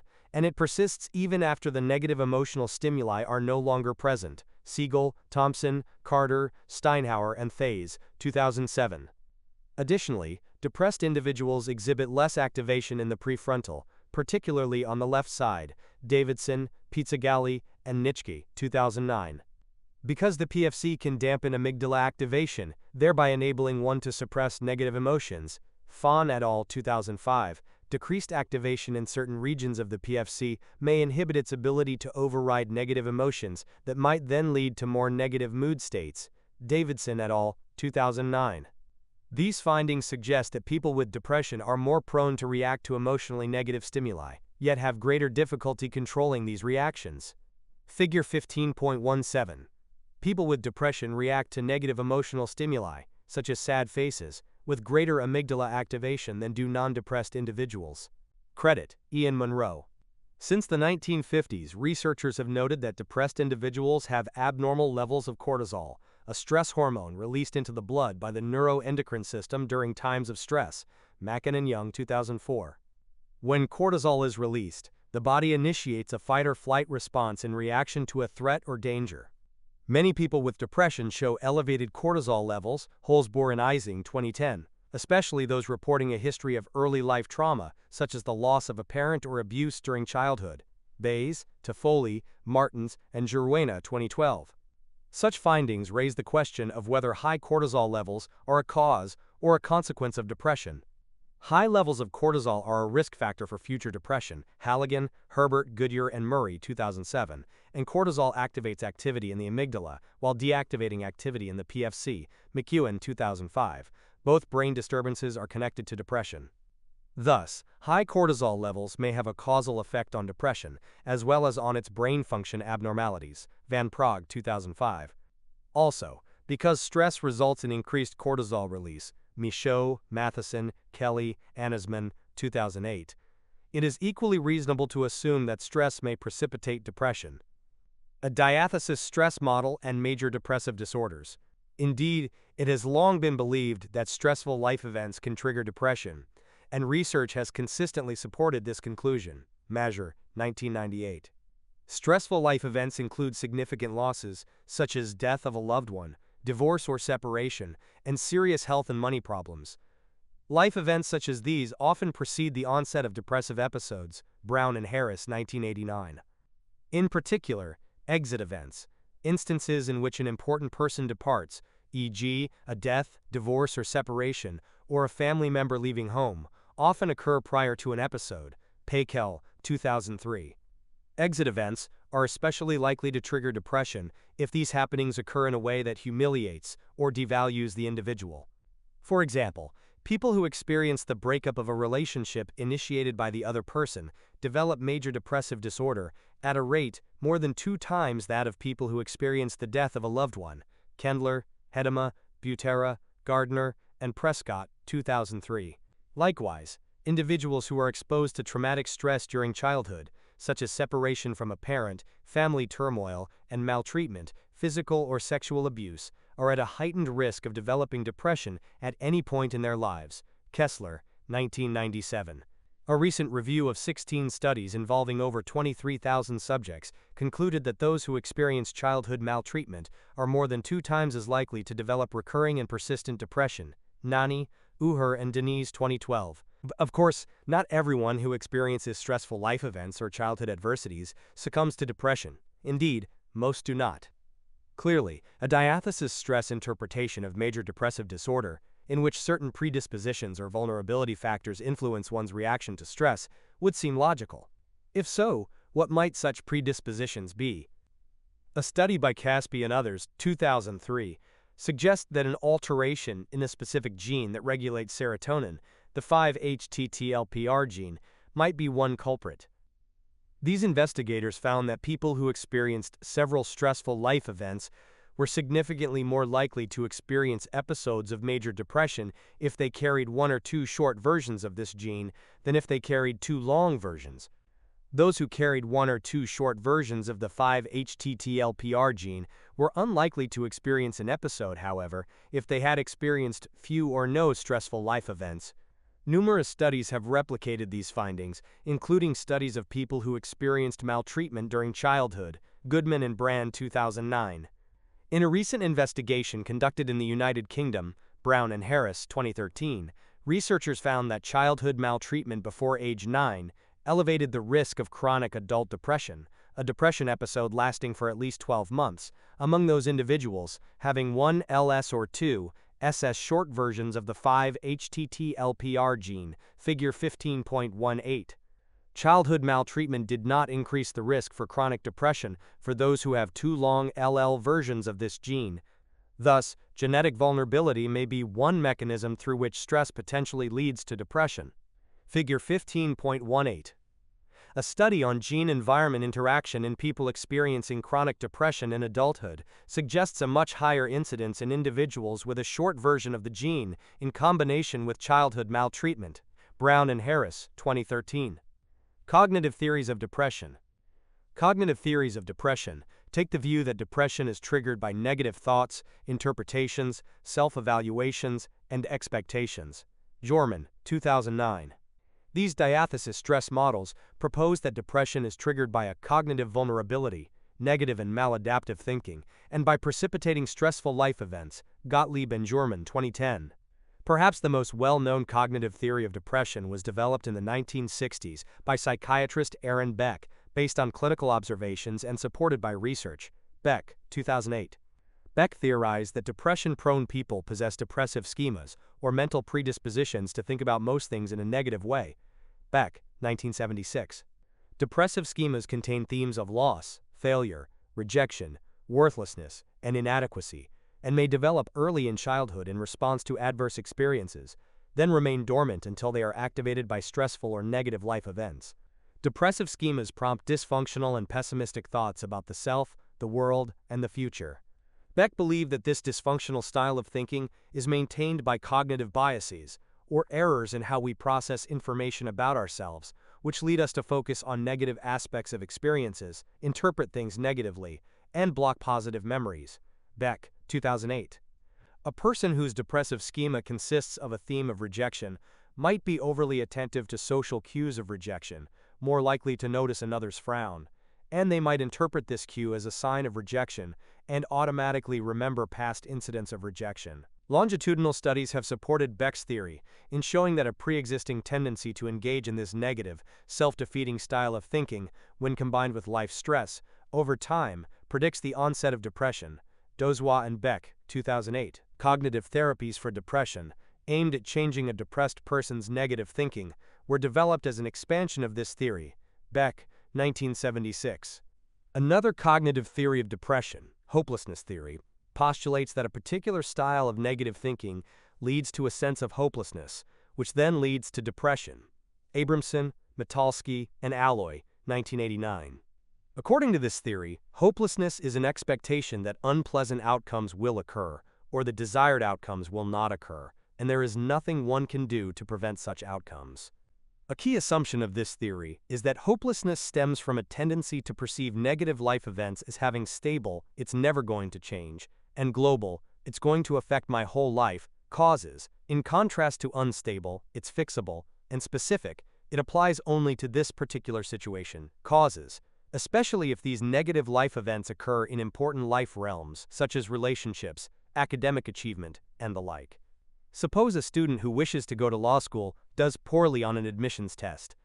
If the student infers negative life events as having stable and global causes, they may believe that their poor performance has a stable and global cause. I lack intelligence, and it's going to prevent me from ever finding a meaningful career, as opposed to an unstable and specific cause. I was sick the day of the exam, so my low score was a fluke.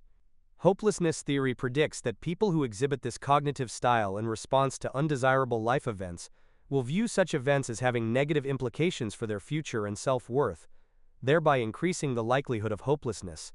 The primary cause of depression. Abramson et al., 1989.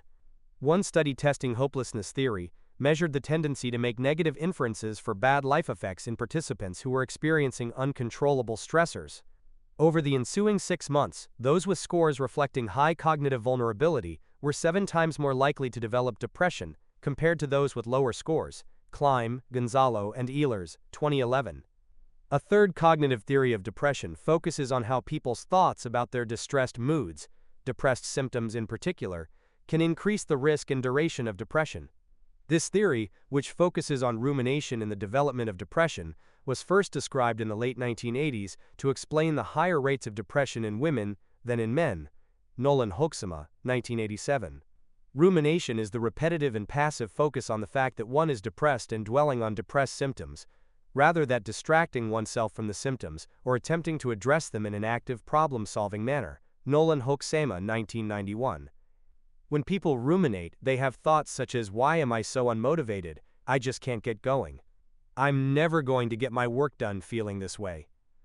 Nolan Hoeksema and Hilt, 2009, page 393. Women are more likely than men to ruminate when they are sad or depressed. Butler and Nolan Hoeksema, 1994. And the tendency to ruminate is associated with increases in depression symptoms. Nolan Hoeksema, Larson, and Grayson, 1999. Heightened risk of major depressive episodes. Abela and Hankin, 2011. And chronicity of such episodes. Robinson and Alloy, 2003. Suicide. For some people with mood disorders, the extreme emotional pain they experience becomes unendurable.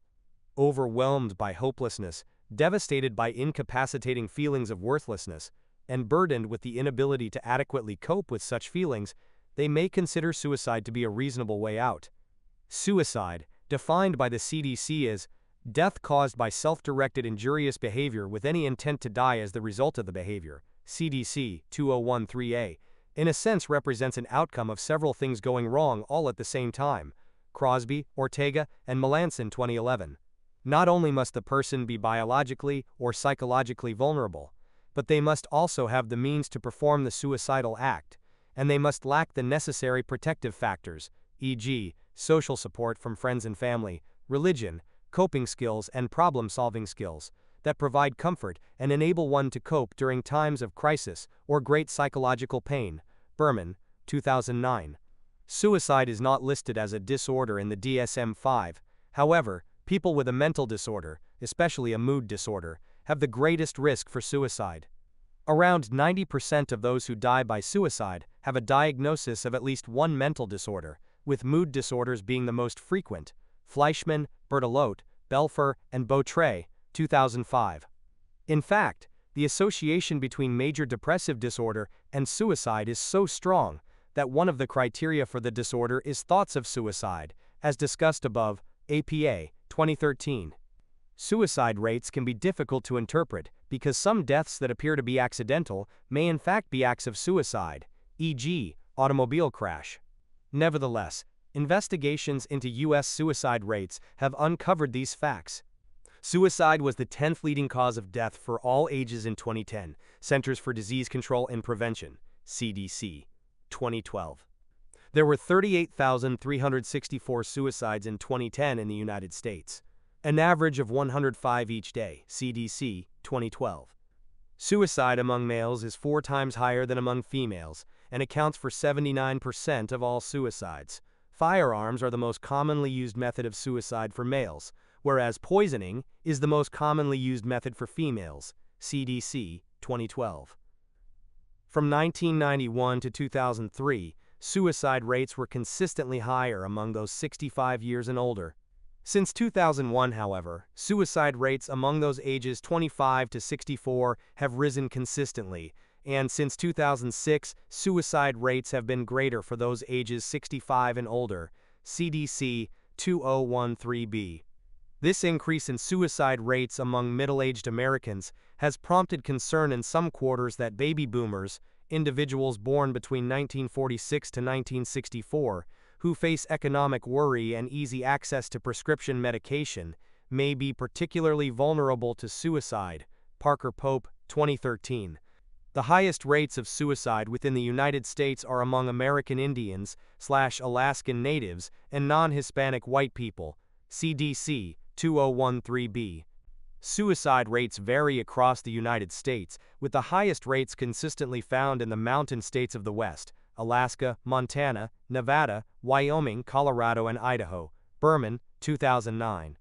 Contrary to popular belief, suicide rates peak during the springtime, April and May, not during the holiday season or winter. In fact, suicide rates are generally lowest during the winter months. Postalache et al., 2010. Risk factors for suicide. Suicidal risk is especially high among people with substance use problems.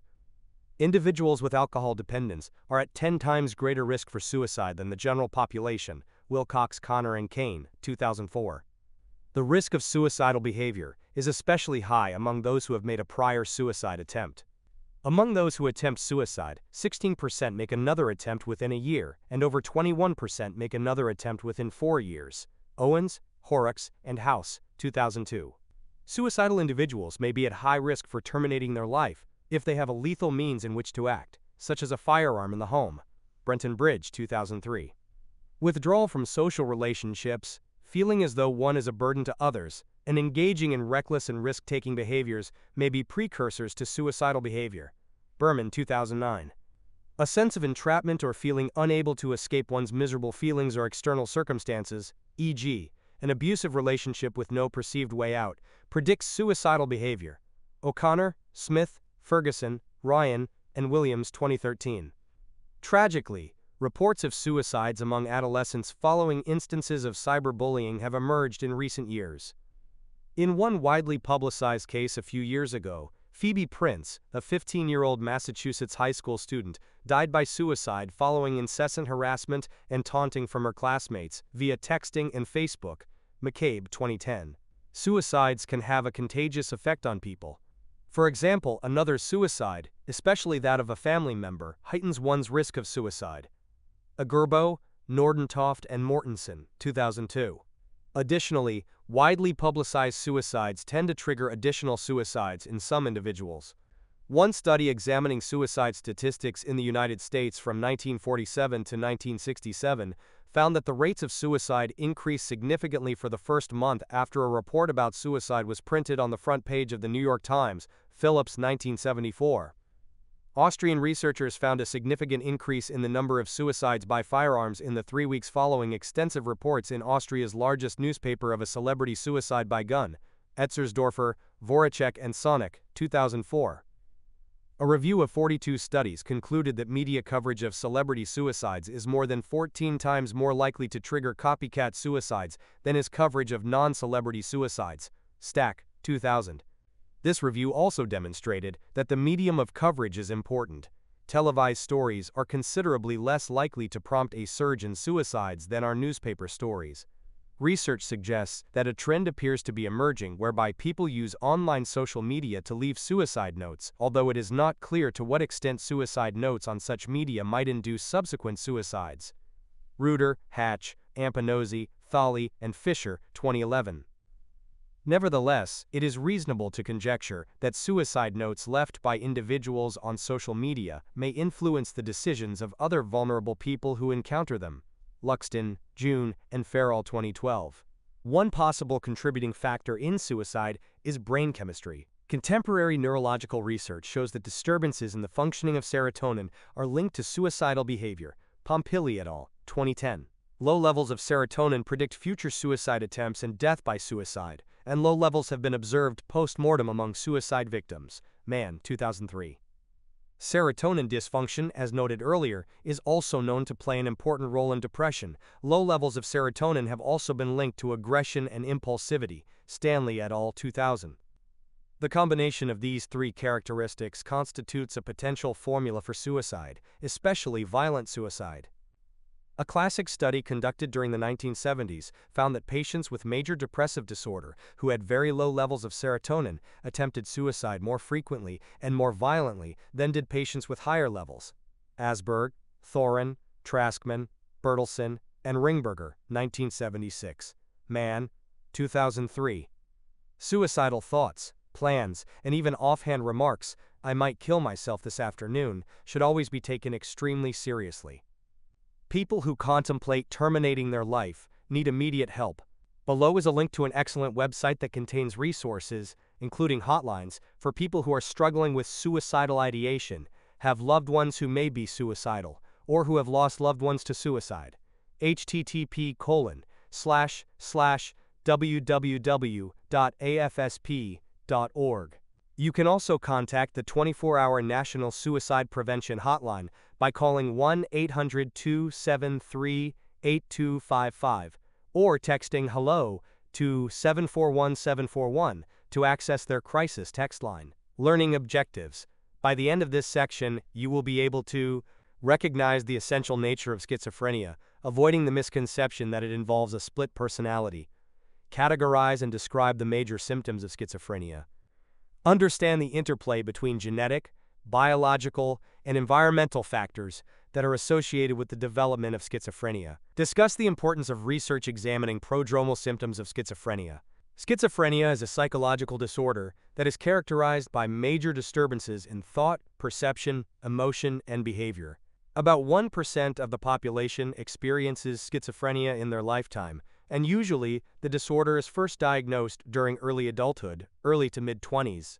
Most people with schizophrenia experience significant difficulties in many day-to-day activities, such as holding a job, paying bills, caring for oneself, grooming and hygiene, and maintaining relationships with others. Frequent hospitalizations are more often the rule, rather than the exception, with schizophrenia. Even when they receive the best treatments available, many with schizophrenia will continue to experience serious social and occupational impairment throughout their lives. What is schizophrenia? First, schizophrenia is not a condition involving a split personality. That is, schizophrenia is not the same thing as dissociative identity disorder, better known as multiple personality disorder. These disorders are sometimes confused because the word schizophrenia, first coined by the Swiss psychiatrist Eugen Bleuler in 1911, derives from Greek words that refer to a splitting schizo of psychic functions. Fren, Green, 2001. Schizophrenia is considered a psychotic disorder, or one in which the person's thoughts, perceptions, and behaviors are impaired to the point where they are not able to function normally in life. In informal terms, one who suffers from a psychotic disorder, that is, has a psychosis, is disconnected from the world in which most of us live. Symptoms of schizophrenia. The main symptoms of schizophrenia include hallucinations, delusions, disorganized thinking, disorganized or abnormal motor behavior, and negative symptoms. APA, 2013. A hallucination is a perceptual experience that occurs in the absence of external stimulation. Auditory hallucinations, hearing voices, occur in roughly 2/3 of patients with schizophrenia and are by far the most common form of hallucination. Andreessen, 1987. The voices may be familiar or unfamiliar, they may have a conversation or argue, or the voices may provide a running commentary on the person's behavior. Tswang, Farone, and Green, 1999. Less common are visual hallucinations, seeing things that are not there, and olfactory hallucinations, smelling odors that are not actually present. Delusions are beliefs that are contrary to reality and are firmly held even in the face of contradictory evidence. Many of us hold beliefs that some would consider odd, but a delusion is easily identified because it is clearly absurd. A person with schizophrenia may believe that their mother is plotting with the FBI to poison their coffee, or that their neighbor is an enemy spy who wants to kill them. These kinds of delusions are known as paranoid delusions, which involve the false belief that other people or agencies are plotting to harm the person. People with schizophrenia also may hold grandiose delusions, beliefs that one holds special power, unique knowledge, or is extremely important. For example, the person who claims to be Jesus Christ, or who claims to have knowledge going back 5,000 years, or who claims to be a great philosopher, is experiencing grandiose delusions. Other delusions include the belief that one's thoughts are being removed, thought withdrawal, or thoughts have been placed inside one's head, thought insertion. Another type of delusion is somatic delusion, which is the belief that something highly abnormal is happening to one's body, e.g., that one's kidneys are being eaten by cockroaches. Disorganized thinking refers to disjointed and incoherent thought processes, usually detected by what a person says. The person might ramble, exhibit loose associations, jump from topic to topic, or talk in a way that is so disorganized and incomprehensible that it seems as though the person is randomly combining words.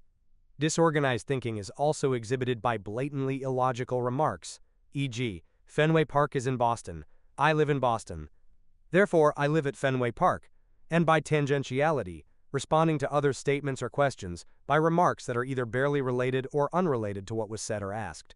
For example, if a person diagnosed with schizophrenia is asked if they are interested in receiving special job training, they might state that they once rode on a train somewhere. To a person with schizophrenia, the tangential, slightly related connection between job training and riding a train are sufficient enough to cause such a response.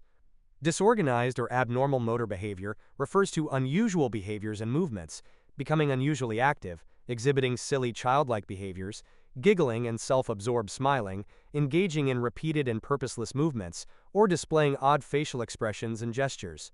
In some cases, the person will exhibit catatonic behaviors, which show decreased reactivity to the environment, such as posturing, in which the person maintains a rigid and bizarre posture for long periods of time, or catatonic stupor, a complete lack of movement and verbal behavior. Negative symptoms are those that reflect noticeable decreases and absences in certain behaviors, emotions, or drives. Green, 2001. A person who exhibits diminished emotional expression shows no emotion in their facial expressions, speech, or movements, even when such expressions are normal or expected. Avolition is characterized by a lack of motivation to engage in self-initiated and meaningful activity, including the most basic of tasks, such as bathing and grooming. Alogia refers to reduced speech output. In simple terms, patients do not say much. Another negative symptom is asociality, or social withdrawal and lack of interest in engaging in social interactions with others. A final negative symptom, anhedonia, refers to an inability to experience pleasure. One who exhibits anhedonia expresses little interest in what most people consider to be pleasurable activities, such as hobbies, recreation, or sexual activity. Causes of schizophrenia. There is considerable evidence suggesting that schizophrenia has a genetic basis. The risk of developing schizophrenia is nearly 6 times greater if one has a parent with schizophrenia than if one does not. Goldstein, Buka, Seidman and Swang 2010. Additionally, one's risk of developing schizophrenia increases as genetic relatedness to family members diagnosed with schizophrenia increases. Gottsman, 2001. Genes. When considering the role of genetics in schizophrenia, as in any disorder, conclusions based on family and twin studies are subject to criticism.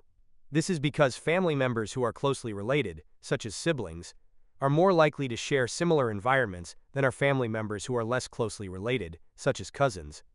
Further, identical twins may be more likely to be treated similarly by others than might fraternal twins. Thus, family and twin studies cannot completely rule out the possible effects of shared environments and experiences. Such problems can be corrected by using adoption studies in which children are separated from their parents at an early age. One of the first adoption studies of schizophrenia conducted by Heston, 1966, followed 97 adoptees, including 47 who were born to mothers with schizophrenia, over a 36-year period. 5 of the 47 adoptees, 11%, whose mothers had schizophrenia, were later diagnosed with schizophrenia, compared to none of the 50 control adoptees. Other adoption studies have consistently reported that for adoptees who are later diagnosed with schizophrenia, their biological relatives have a higher risk of schizophrenia than do adoptive relatives. Shi, Belmonte and Zondi, 2004. Although adoption studies have supported the hypothesis that genetic factors contribute to schizophrenia, they have also demonstrated that the disorder most likely arises from a combination of genetic and environmental factors, rather than just genes themselves. For example, investigators in one study examined the rates of schizophrenia among 303 adoptees, Tianari et al. 2004. A total of 145 of the adoptees had biological mothers with schizophrenia. These adoptees constituted the high genetic risk group. The other 158 adoptees had mothers with no psychiatric history. These adoptees composed the low genetic risk group. The researchers managed to determine whether the adoptees' families were either healthy or disturbed. For example, the adoptees were considered to be raised in a disturbed family environment if the family exhibited a lot of criticism, conflict, and a lack of problem-solving skills.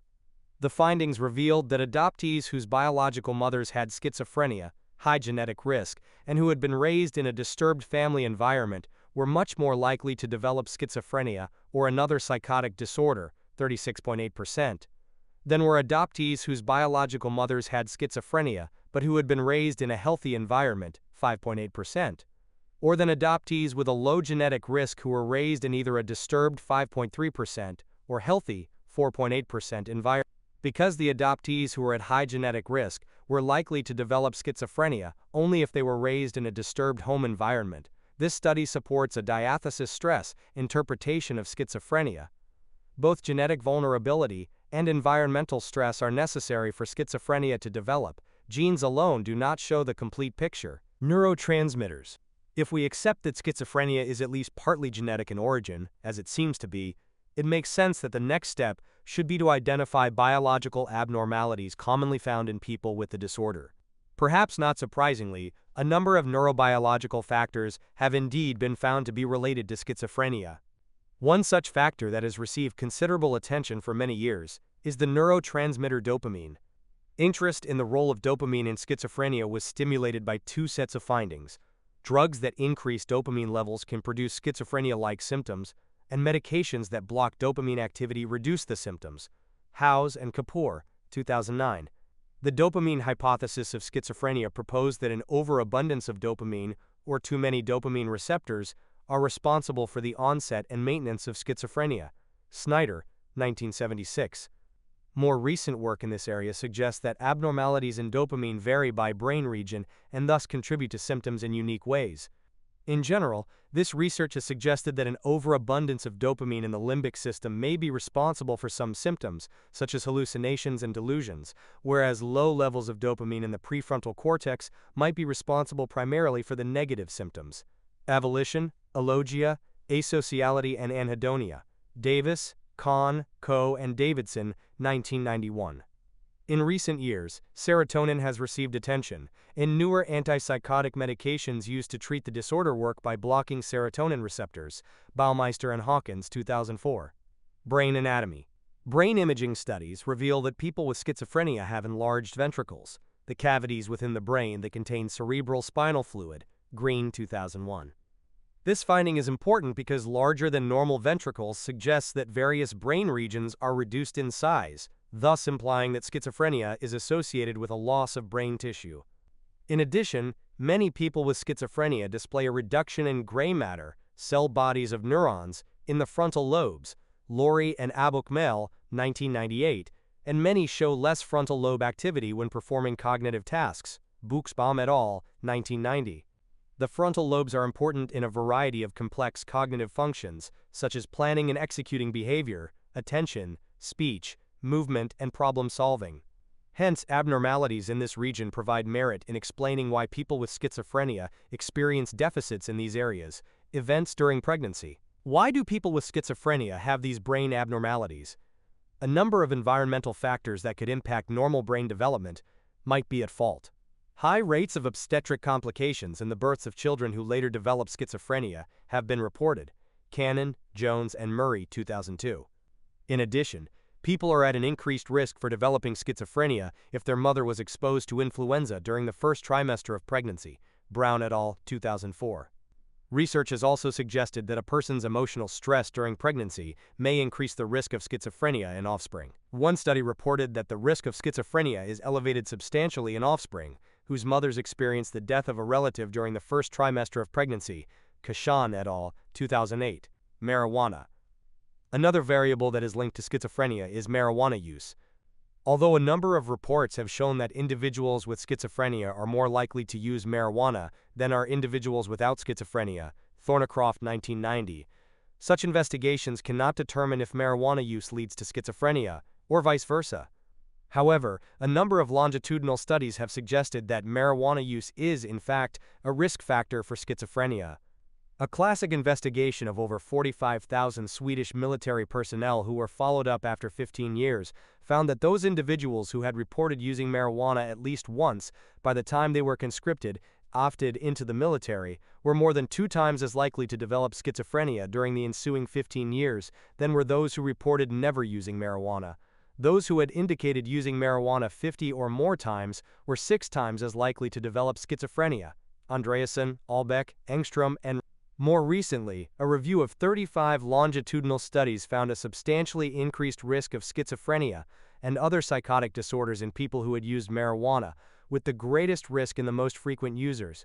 Moore et al., 2007. Other work has found that marijuana use is associated with an onset of psychotic disorders at an earlier age. Large, Sharma, Compton, Slade, and Nielsen, 2011. Overall, the available evidence seems to indicate that marijuana use plays a causal role in the development of schizophrenia, although it is important to point out that marijuana use is not an essential or sufficient risk factor, as not all people with schizophrenia have used marijuana, and the majority of marijuana users do not develop schizophrenia. Casadio, Fernandez, Murray, and DeForti, 2011. One plausible interpretation of the data is that early marijuana use may disrupt normal brain development during important early maturation periods in adolescence. Treza, Cuomo, and Vanderschuren, 2008. Thus, early marijuana use may set the stage for the development of schizophrenia and other psychotic disorders, especially among individuals with an established vulnerability. Casadio et al., 2011. Schizophrenia, early warning signs. Early detection and treatment of conditions such as heart disease and cancer have improved survival rates and quality of life for people who suffer from these conditions. A new approach involves identifying people who show minor symptoms of psychosis, such as unusual thought content, paranoia, odd communication, delusions, problems at school or work, and a decline in social functioning, which are coined prodromal symptoms, and following these individuals over time to determine which of them develop a psychotic disorder and which factors best predict such a disorder. A number of factors have been identified that predict a greater likelihood that prodromal individuals will develop a psychotic disorder. Genetic risk, a family history of psychosis, recent deterioration in functioning, high levels of unusual thought content, high levels of suspicion or paranoia, poor social functioning, and a history of substance abuse. Fusarpoli et al., 2013. Further research will enable a more accurate prediction of those at greatest risk for developing schizophrenia, and thus to whom early intervention efforts should be directed. Dig deeper. Forensic psychology. In August 2013, 17-year-old Cody Metzger-Madsen attacked 5-year-old Dominic Elkins on his foster parents' property. Believing that he was fighting goblins and that Dominic was the goblin commander, Metzger-Madsen beat Dominic with a brick and then held him face down in a creek. Dr. Alan Goldstein, a clinical and forensic psychologist, testified that Metzger-Madsen believed that the goblins he saw were real and was not aware that it was Dominic at the time. He was found not guilty by reason of insanity and was not held legally responsible for Dominic's death. Nelson, 2014. Cody was also found to be a danger to himself or others. He will be held in a psychiatric facility until he is judged to be no longer dangerous. This does not mean that he got away with anything. In fact, according to the American Psychiatric Association, individuals who are found not guilty by reason of insanity are often confined to psychiatric hospitals for as long or longer than they would have spent in prison for a conviction. Most people with mental illness are not violent. Only 3 to 5% of violent acts are committed by individuals diagnosed with severe mental illness, whereas individuals with severe mental illnesses are more than 10 times as likely to be victims of crime. mentalhealth.gov, 2017. The psychologists who work with individuals such as Metzger-Madsen are part of the subdiscipline of forensic psychology. Forensic psychologists are involved in psychological assessment and treatment of individuals involved with the legal system. They use their knowledge of human behavior and mental illness to assist the judicial and legal system in making decisions in cases involving such issues as personal injury suits, workers' compensation, competency to stand trial, and pleas of not guilty by reason of insanity. Learning objectives. By the end of this section, you will be able to describe the essential nature of dissociative disorders, identify and differentiate the symptoms of dissociative amnesia, depersonalization/derealization disorder, and dissociative identity disorder. Discuss the potential role of both social and psychological factors in dissociative identity disorder. Dissociative disorders are characterized by an individual becoming split off or dissociated from their core sense of self. Memory and identity become disturbed. These disturbances have a psychological rather than physical cause.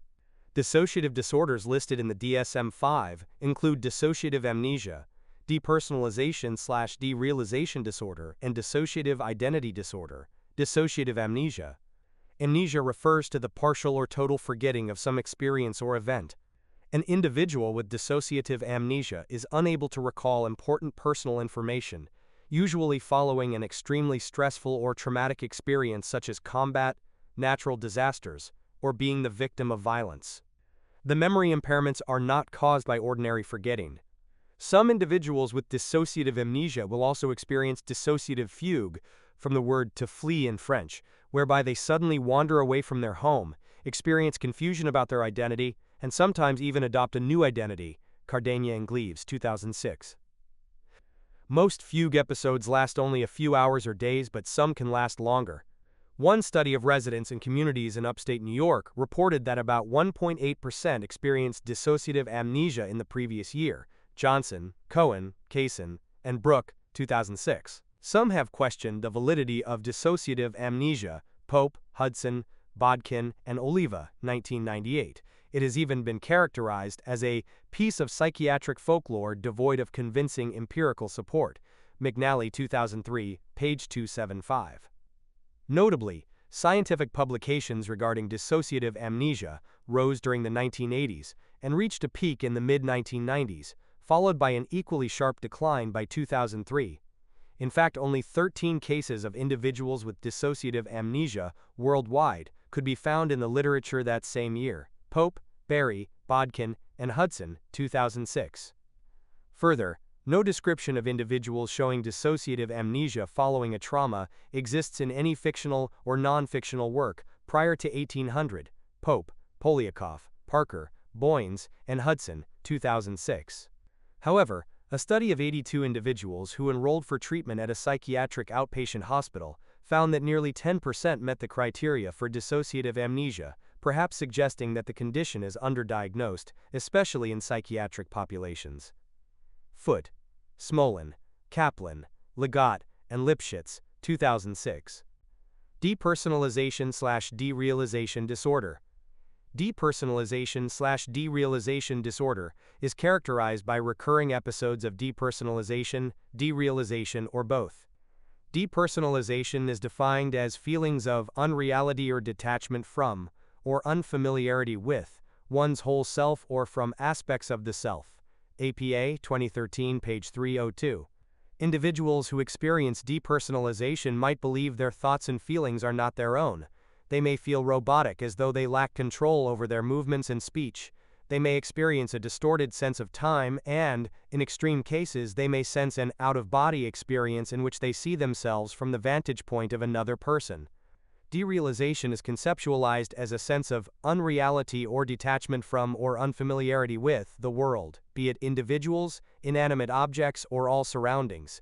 APA 2013, page 303. A person who experiences derealization might feel as though they are in a fog or a dream, or that the surrounding world is somehow artificial and unreal. Individuals with depersonalization/derealization disorder often have difficulty describing their symptoms and may think they are going crazy. APA 2013. Dissociative identity disorder. The most well-known dissociative disorder is dissociative identity disorder, formerly called multiple personality disorder. People with dissociative identity disorder exhibit two or more separate personality states, each distinct from one another in affect, behavior, consciousness, memory, perception, cognition, and/or sensory motor functioning. They may or may not experience memory gaps for the time during which another identity is controlling the body, e.g., one might find unfamiliar items in their shopping bags or among their possessions. In order to fit criteria for the diagnosis, they must experience disruptions in memory of traumatic events, daily events, and/or personal information that is more serious than ordinary forgetting. Some people with DID can talk internally with the other personality states, which can resemble voice hearing. APA 2013. The study of upstate New York residents mentioned above, Johnson et al., 2006, reported that 1.5% of their sample experienced symptoms consistent with dissociative identity disorder in the previous year. DID is sometimes viewed as controversial because rates of the disorder suddenly skyrocketed in the 1980s. More cases of DID were identified during the 5 years prior to 1986 than in the preceding 2 centuries, Putnam, Guroff, Silberman, Barbin, and post-1986. Although this increase may be due to the development of more sophisticated diagnostic techniques, it is also possible that the popularization of DID, helped in part by Sybil, a popular 1970s book and later film about a woman with 16 different personalities, may have prompted clinicians to overdiagnose the disorder. Piper and Mirsky, 2004. For example, the False Memory Foundation, founded by family members who were accused of childhood abuse, cast doubt on the validity of the disorder. Pope, 1996. To this day, many psychologists do not believe that DID is anything but iatrogenic, induced by therapists looking for the disorder. However, for people with this disorder who report a history of childhood trauma, a number of cases have been corroborated through medical or legal records. Cardania and Gleaves, 2006. Beyond the 1990s, research using brain scans has revealed significant differences between fMRIs of people diagnosed with DID and control subjects who were told to fake DID during the scan, further corroborating that DID is a legitimate condition. Reinders et al., 2019. Research into DID continues to explore avenues of childhood trauma, attachment, genetics, and environmental influences in the cause of this disorder. Dell and O'Neill, 2009. For example, there is strong evidence that traumatic experiences can cause people to experience states of dissociation, suggesting that dissociative states, including the adoption of multiple personalities, may serve as a psychologically important coping mechanism for threat and danger. Dallenberg et al., 2012. Additionally, not all people who experience multiple personality states consider their condition to be disordered or caused by trauma. Qualitative research has begun to delve into non-pathological multiplicity spectrum experiences in addition to people who are suffering from DID, enriching psychologists' understanding of this misunderstood condition. Eve, Hayes, and Perry, 2023. Learning objectives. By the end of this section, you will be able to describe the nature and symptoms of attention deficit/hyperactivity disorder and autism spectrum disorder. Discuss the prevalence and factors that contribute to the development of these disorders. Most of the disorders we have discussed so far are typically diagnosed in adulthood, although they can and sometimes do occur during childhood. However, there are a group of conditions that, when present, are diagnosed early in childhood, often before the time a child enters school. These conditions are listed in the DSM-5 as neurodevelopmental disorders, and they involve developmental problems in personal, social, academic, and intellectual functioning, APA 2013. While they are often diagnosed in childhood, many people live with them throughout adulthood. In this section, we will discuss two such disorders: attention deficit/hyperactivity disorder and autism. Attention deficit/hyperactivity disorder. Diego is always active, from the time he wakes up in the morning until the time he goes to bed at night. His mother reports that he came out the womb kicking and screaming, and he has not stopped moving since. He has a sweet disposition but always seems to be in trouble with his teachers, parents, and after-school program counselors. He seems to accidentally break things. He lost his jacket 3 times last winter, and he never seems to sit still. His teachers believe he is a smart child, but he never finishes anything. He starts and is so impulsive that he does not seem to learn much in school. Diego likely has attention deficit, Schoenhat's hyperactivity disorder, ADHD. The symptoms of this disorder were first described by Hans Hofmann in the 1920s. While taking care of his son while his wife was in the hospital giving birth to a second child, Hofmann noticed that the boy had trouble concentrating on his homework, had a short attention span, and had to repeatedly go over easy homework to learn the material. Jelinek and Herzog, 1999. Later, it was discovered that many hyperactive children, those who are fidgety, restless, socially disruptive, and have trouble with impulse control, also display short attention spans, problems with concentration, and distractibility. By the 1970s, it had become clear that many children who display attention problems often also exhibit signs of hyperactivity. In recognition of such findings, the DSM-3, published in 1980, included a new disorder, attention deficit disorder with and without hyperactivity, now known as attention deficit/hyperactivity disorder, ADHD. A child with ADHD shows a constant pattern of inattention and/or hyperactive and impulsive behavior that interferes with normal functioning, APA 2013. Some of the signs of inattention include great difficulty with and avoidance of tasks that require sustained attention, such as conversations or reading, failure to follow instructions, often resulting in failure to complete schoolwork and other duties, disorganization, difficulty keeping things in order, poor time management, sloppy and messy work, lack of attention to detail, becoming easily distracted, and forgetfulness.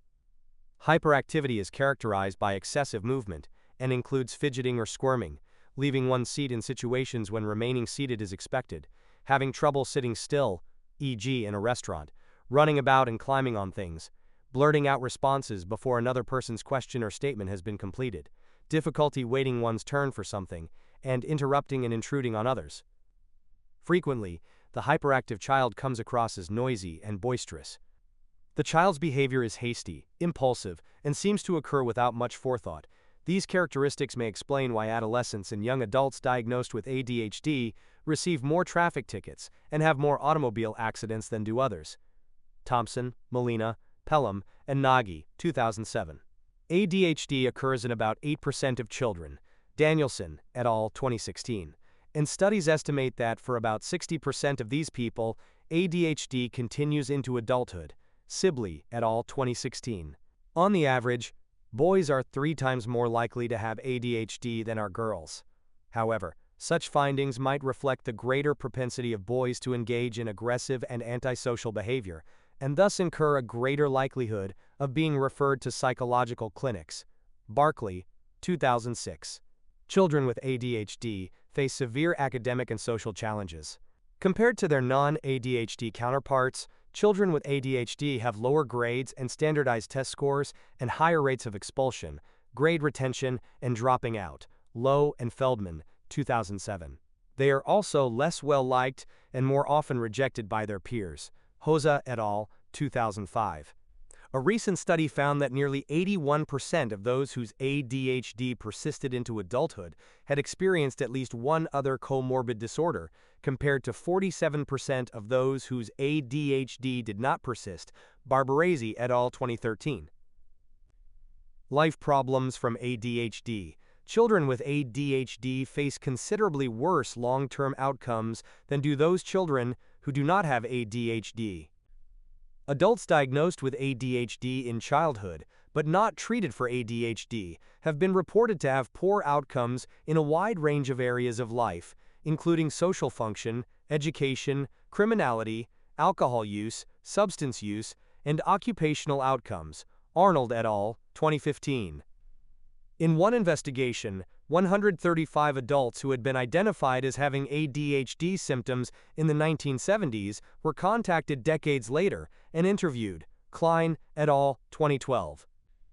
Compared to a control sample of 136 participants who had never been diagnosed with ADHD, those who were diagnosed as children had worse educational attainment, more likely to have dropped out of high school, and less likely to have earned a bachelor's degree, had lower socioeconomic status, held less prestigious occupational positions, were more likely to be unemployed, made considerably less in salary, scored worse on a measure of occupational functioning, indicating, for example, lower job satisfaction, poorer work relationships, and more firings, scored worse on a measure of social functioning, indicating, for example, fewer friendships and less involvement in social activities, were more likely to be divorced, and were more likely to have non-alcohol-related substance abuse problems. Klein et al., 2012. Longitudinal studies also show that children diagnosed with ADHD are at higher risk for substance abuse problems. One study reported that childhood ADHD predicted later drinking problems, daily smoking, and use of marijuana and other illicit drugs. Molina and Pelham, 2003. The risk of substance abuse problems appears to be even greater for those with ADHD who also exhibit antisocial tendencies. Marshall and Molina, 2006. Diagnosis, treatment, and general awareness of ADHD has certainly improved in the decades since the people in the above studies were diagnosed. Studies that include more recent outcomes show positive effects of treatment, as opposed to non-treatment. Harpin, 2013. Arnold, 2015. In most cases, the same studies indicate that more research and work needs to be undertaken to understand the most effective treatments and their impacts. Causes of ADHD. Family and twin studies indicate that genetics play a significant role in the development of ADHD. Burt, 2009, in a review of 26 studies, reported that the median rate of concordance for identical twins was 0.66. One study reported a rate of 0.90, whereas the median concordance rate for fraternal twins was 0.20. This study also found that the median concordance rate for unrelated, adoptive siblings was 0.09. Although this number is small, it is greater than 0, thus suggesting that the environment may have at least some influence. Another review of studies concluded that the heritability of inattention and hyperactivity were 71% and 73%, respectively. Nicholas and Burt, 2010. The specific genes involved in ADHD are thought to include at least 2 that are important in the regulation of the neurotransmitter dopamine. Geiser, Fix, and Waldman, 2009, suggesting that dopamine may be important in ADHD. Indeed, medications used in the treatment of ADHD, such as methylphenidate, Ritalin, and amphetamine with dextroamphetamine, Adderall, have stimulant qualities and elevate dopamine activity. People with ADHD show less dopamine activity in key regions of the brain, especially those associated with motivation and reward. Volkow et al., 2009, which provides support to the theory that dopamine deficits may be a vital factor in the development of this disorder. Swanson et al., 2007. Brain imaging studies have shown that children with ADHD exhibit abnormalities in their frontal lobes, an area in which dopamine is in abundance. Compared to children without ADHD, those with ADHD appear to have smaller frontal lobe volume, and they show less frontal lobe activation when performing mental tasks. Recall that one of the functions of the frontal lobes is to inhibit our behavior. Thus, abnormalities in this region may go a long way toward explaining the hyperactive, uncontrolled behavior of ADHD. By the 1970s, many had become aware of the connection between nutritional factors and childhood behavior. At the time, much of the public believed that hyperactivity was caused by sugar and food additives, such as artificial coloring and flavoring. Undoubtedly, part of the appeal of this hypothesis was that it provided a simple explanation of and treatment for behavioral problems in children. A statistical review of 16 studies, however, concluded that sugar consumption has no effect at all on the behavioral and cognitive performance of children. Woolreich, Wilson, and White, 1995. Additionally, although food additives have been shown to increase hyperactivity in non-ADHD children, the effect is rather small. McCann et al., 2007. Numerous studies, however, have shown a significant relationship between exposure to nicotine in cigarette smoke during the prenatal period and ADHD. Linnett et al., 2003. Maternal smoking during pregnancy is associated with the development of more severe symptoms of the disorder. Thakur et al., 2013. Is ADHD caused by poor parenting? No. Remember, the genetic studies discussed above suggested that the family environment does not seem to play much of a role in the development of this disorder. If it did, we would expect the concordance rates to be higher for fraternal twins and adoptive siblings than has been demonstrated. All things considered, the evidence seems to point to the conclusion that ADHD is triggered more by genetic and neurological factors and less by social or environmental ones. Dig deeper. Why is the prevalence rate of ADHD increasing? Many people believe that the rates of ADHD have increased in recent years, and there is evidence to support this contention. In a recent study, investigators found that the parent-reported prevalence of ADHD among children 4 to 17 years old in the United States increased by 22% during a 4-year period, from 7.8% in 2003 to 9.5% in 2007, CDC 2010. Over time, this increase in parent-reported ADHD was observed in all socio-demographic groups and was reflected by substantial increases in 12 states. Indiana, North Carolina, and Colorado were the top 3. The increases were greatest for older teens, ages 15 to 17, multiracial and Hispanic children, and children with a primary language other than English. Another investigation found that from 1998 to 2000 through 2007 to 2009, the parent-reported prevalence of ADHD increased among U.S. children between the ages of 5 to 17 years old, from 6.9% to 9.0%. Akinbami, Liu, Pastor, and Rubin, 2011. A major weakness of both studies was that children were not actually given a formal diagnosis. Instead, parents were simply asked whether or not a doctor or other healthcare provider had ever told them their child had ADHD. The reported prevalence rates thus may have been affected by the accuracy of parental memory. Nevertheless, the findings from these studies raise important questions concerning what appears to be a demonstrable rise in the prevalence of ADHD. Although the reasons underlying this apparent increase in the rates of ADHD over time are poorly understood and at best speculative, several explanations are viable. ADHD may be overdiagnosed by doctors who are too quick to medicate children as a behavior treatment. There is greater awareness of ADHD now than in the past. Nearly everyone has heard of ADHD, and most parents and teachers are aware of its key symptoms. Thus, parents may be quick to take their children to a doctor if they believe their child possesses these symptoms, or teachers may be more likely now than in the past to notice the symptoms and refer the child for evaluation.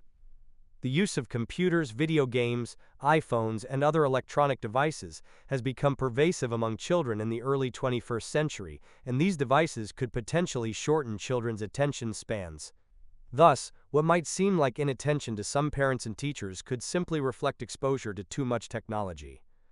ADHD diagnostic criteria have changed over time. Autism spectrum disorder.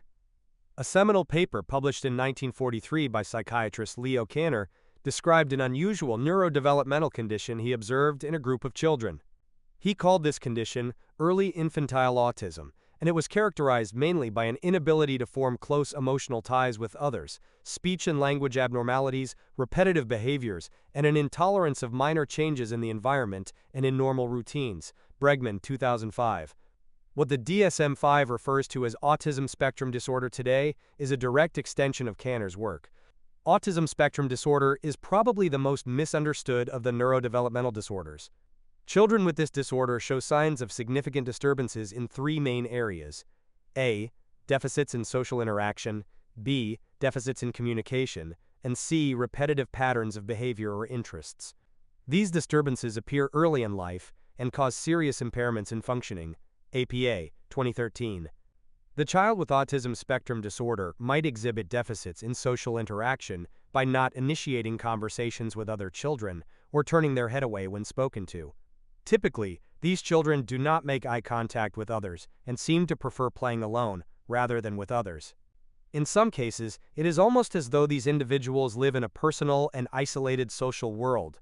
Others are simply not privy to or able to penetrate. Communication deficits can range from a complete lack of speech to one-word responses, e.g., saying yes or no when replying to questions or statements that require additional elaboration, to echoed speech, e.g., parroting what another person says, either immediately or several hours or even days later, to difficulty maintaining a conversation because of an inability to reciprocate others' comments. These deficits can also include problems in using and understanding nonverbal cues, e.g., facial expressions, gestures, and postures that facilitate normal communication. Repetitive patterns of behavior or interests can be exhibited a number of ways. The child might engage in stereotyped, repetitive movements, rocking, head-banging, or repeatedly dropping an object and then picking it up, or they might show great distress at small changes in routine or the environment. In some cases, the person with autism spectrum disorder might show highly restricted and fixated interests that appear to be abnormal in their intensity.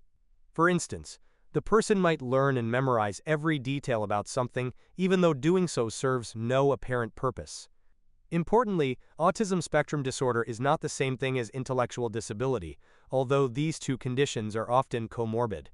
The DSM-5 specifies that the symptoms of autism spectrum disorder are not caused or explained by intellectual disability, life problems from autism spectrum disorder. Autism spectrum disorder is referred to in everyday language as autism. In fact, the disorder was termed autistic disorder in earlier editions of the DSM, and its diagnostic criteria were much narrower than those of autism spectrum disorder. The qualifier spectrum in autism spectrum disorder is used to indicate that individuals with the disorder can show a range or spectrum of symptoms that vary in their magnitude and severity, some severe, others less severe. The previous edition of the DSM included a diagnosis of Asperger's disorder, generally recognized as a less severe form of autistic disorder. Individuals diagnosed with Asperger's disorder were described as having average or high intelligence and a strong vocabulary, but exhibiting impairments in social interaction and social communication, such as talking only about their special interests. Wing, Gould, and Gilberg, 2011. However, because research has failed to demonstrate that Asperger's disorder differs qualitatively from autistic disorder, the DSM-5 does not include it, which is prompting concerns among some parents that their children may no longer be eligible for special services. Asperger's syndrome dropped, 2012. Some individuals with autism spectrum disorder, particularly those with better language and intellectual skills, can live and work independently as adults. However, most do not because the symptoms remain sufficient to cause serious impairment in many realms of life. APA, 2013. Current estimates from the Center for Disease Control and Prevention's Autism and Developmental Disabilities Monitoring Network indicate that 1 in 59 children in the United States has autism spectrum disorder. The disorder is 4 times more common among boys, 1 in 38, than in girls, 1 in 152, Bio et al., 2018. Rates of autism spectrum disorder have increased dramatically since the 1980s. For example, California saw an increase of 273% in reported cases from 1987 through 1998, Bird, 2002. Between 2000 and 2008, the rate of autism diagnoses in the United States increased 78%, CDC 2012. Although it is difficult to interpret this increase, it is possible that the rise in prevalence is the result of the broadening of the diagnosis, increased efforts to identify cases in the community, and greater awareness and acceptance of the diagnosis. In addition, mental health professionals are now more knowledgeable about autism spectrum disorder and are better equipped to make the diagnosis, even in subtle cases. Novella, 2008. Causes of autism spectrum disorder. The exact causes of autism spectrum disorder remain unknown despite massive research efforts over the last 2 decades. Meek, Lemery-Chalfant, Jerome, and Valiente, 2013. Autism appears to be strongly influenced by genetics.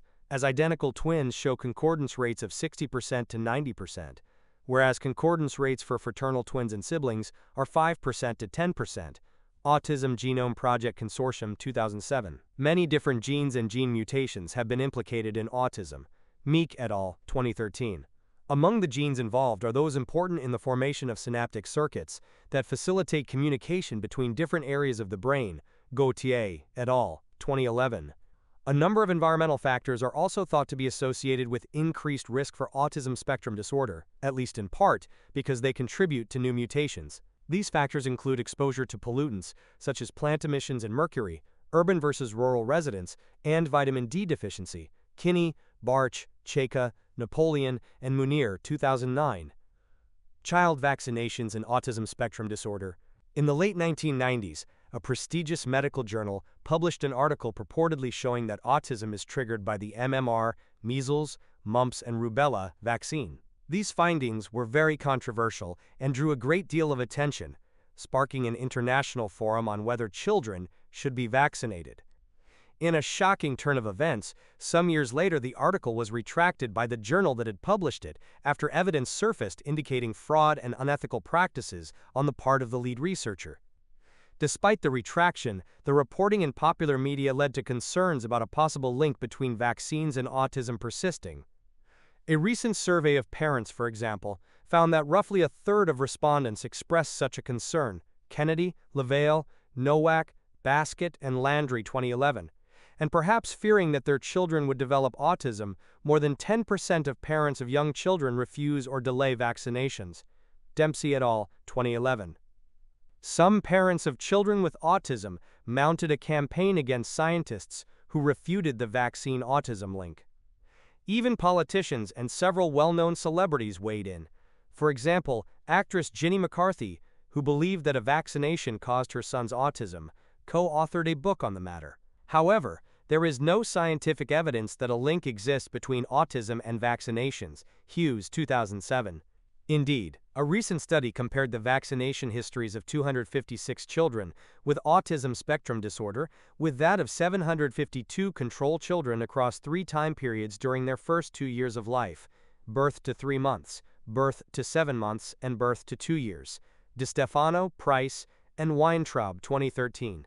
At the time of the study, the children were between 6 and 13 years old, and their prior vaccination records were obtained.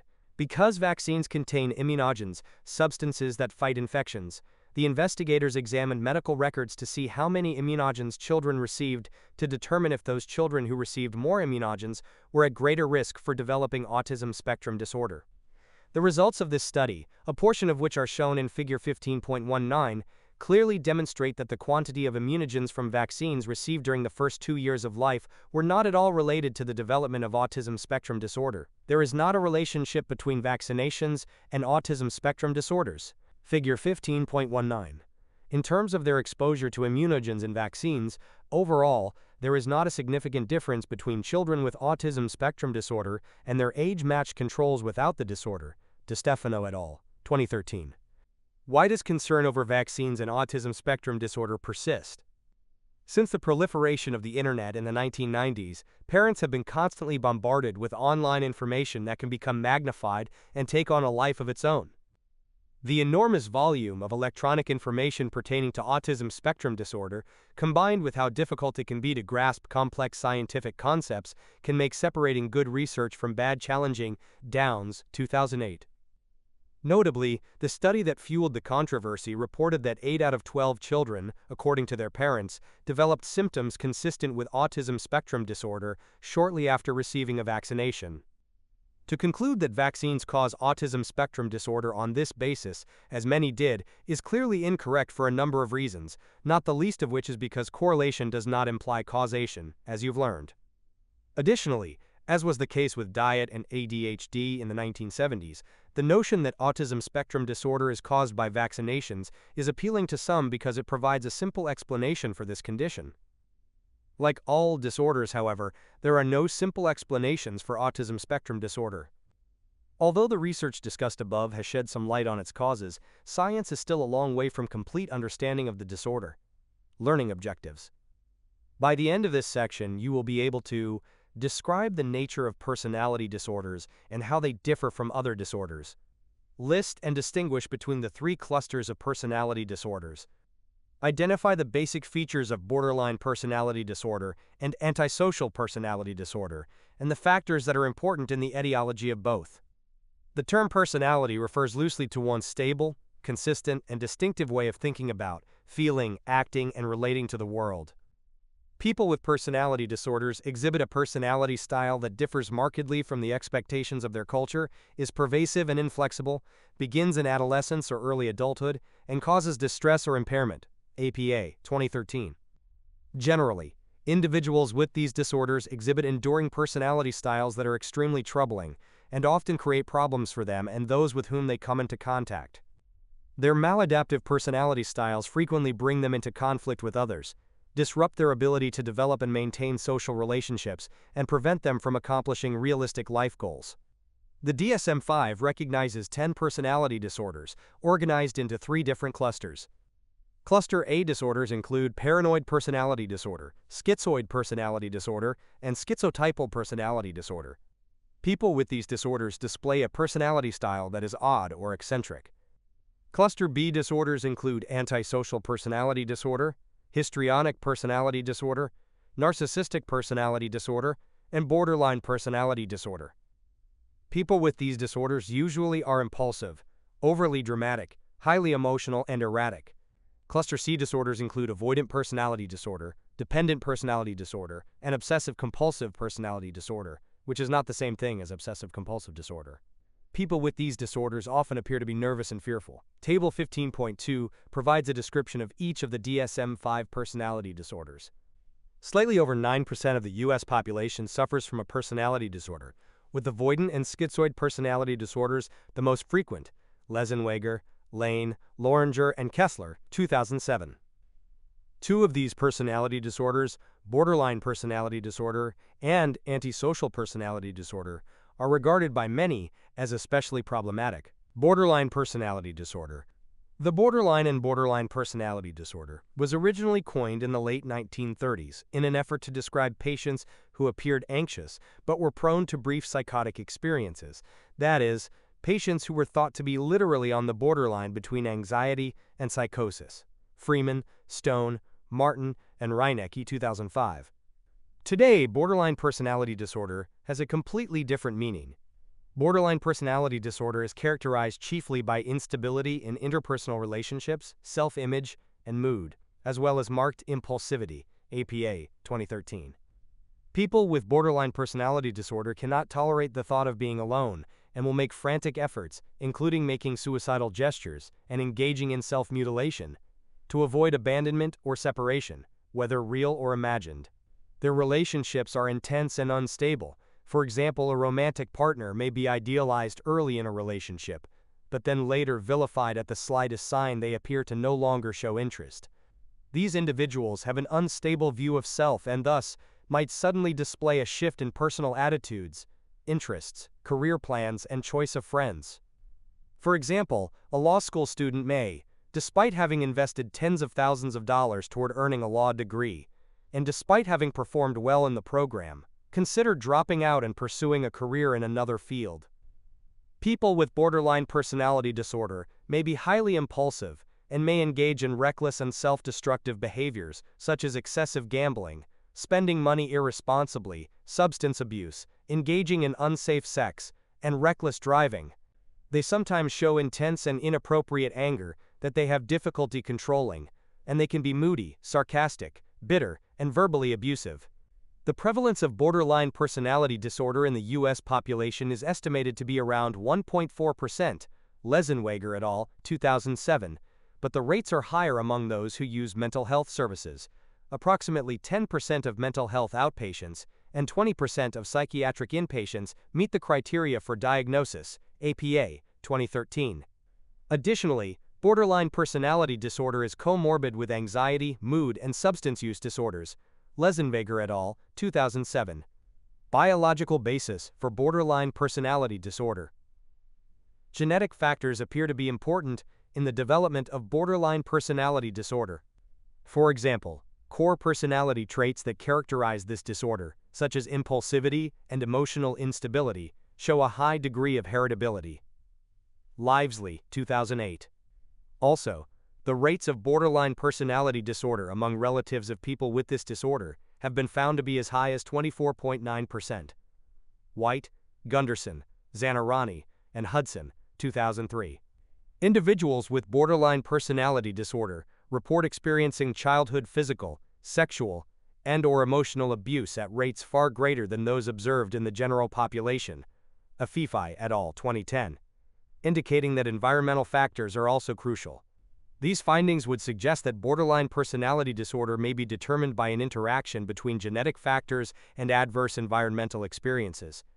Consistent with this hypothesis, one study found that the highest rates of borderline personality disorder were among individuals with a borderline temperament, characterized by high novelty seeking and high harm avoidance, and those who experience childhood abuse and/or neglect. Joyce et al., 2003. Antisocial personality disorder.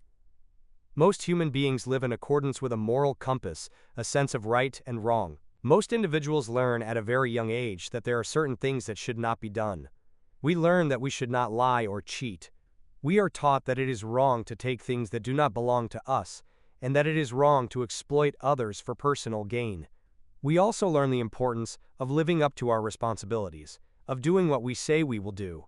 People with antisocial personality disorder, however, do not seem to have a moral compass. These individuals act as though they neither have a sense of nor care about right or wrong. Not surprisingly, these people represent a serious problem for others and for society in general. According to the DSM-5, the individual with antisocial personality disorder shows no regard at all for other people's rights or feelings. This lack of regard is exhibited a number of ways and can include repeatedly performing illegal acts, lying to or conning others, impulsivity and recklessness, irritability and aggressiveness toward others, and failure to act in a responsible way, e.g., leaving debts unpaid. APA, 2013. People with this disorder have no remorse over their misdeeds. These people will hurt, manipulate, exploit, and abuse others and not feel any guilt. Signs of this disorder can emerge early in life. However, a person must be at least 18 years old to be diagnosed with antisocial personality disorder. People with antisocial personality disorder seem to view the world as self-serving and unkind. They seem to think that they should use whatever means necessary to get by in life. They tend to view others not as living, thinking, feeling beings, but rather as pawns to be used or abused for a specific purpose. They often have an overinflated sense of themselves and can appear extremely arrogant. They frequently display superficial charm. For example, without really meaning it, they might say exactly what they think another person wants to hear. They lack empathy. They are incapable of understanding the emotional point of view of others. People with this disorder may become involved in illegal enterprises, show cruelty toward others, leave their jobs with no plans to obtain another job, have multiple sexual partners, repeatedly get into fights with others, and show reckless disregard for themselves and others, e.g., repeated arrests for driving while intoxicated. APA 2013. The DSM-5 has included an alternative model for conceptualizing personality disorders based on the traits identified in the 5-factor model of personality. This model addresses the level of personality functioning, such as impairments in self, identity or self-direction, and interpersonal, empathy or intimacy functioning.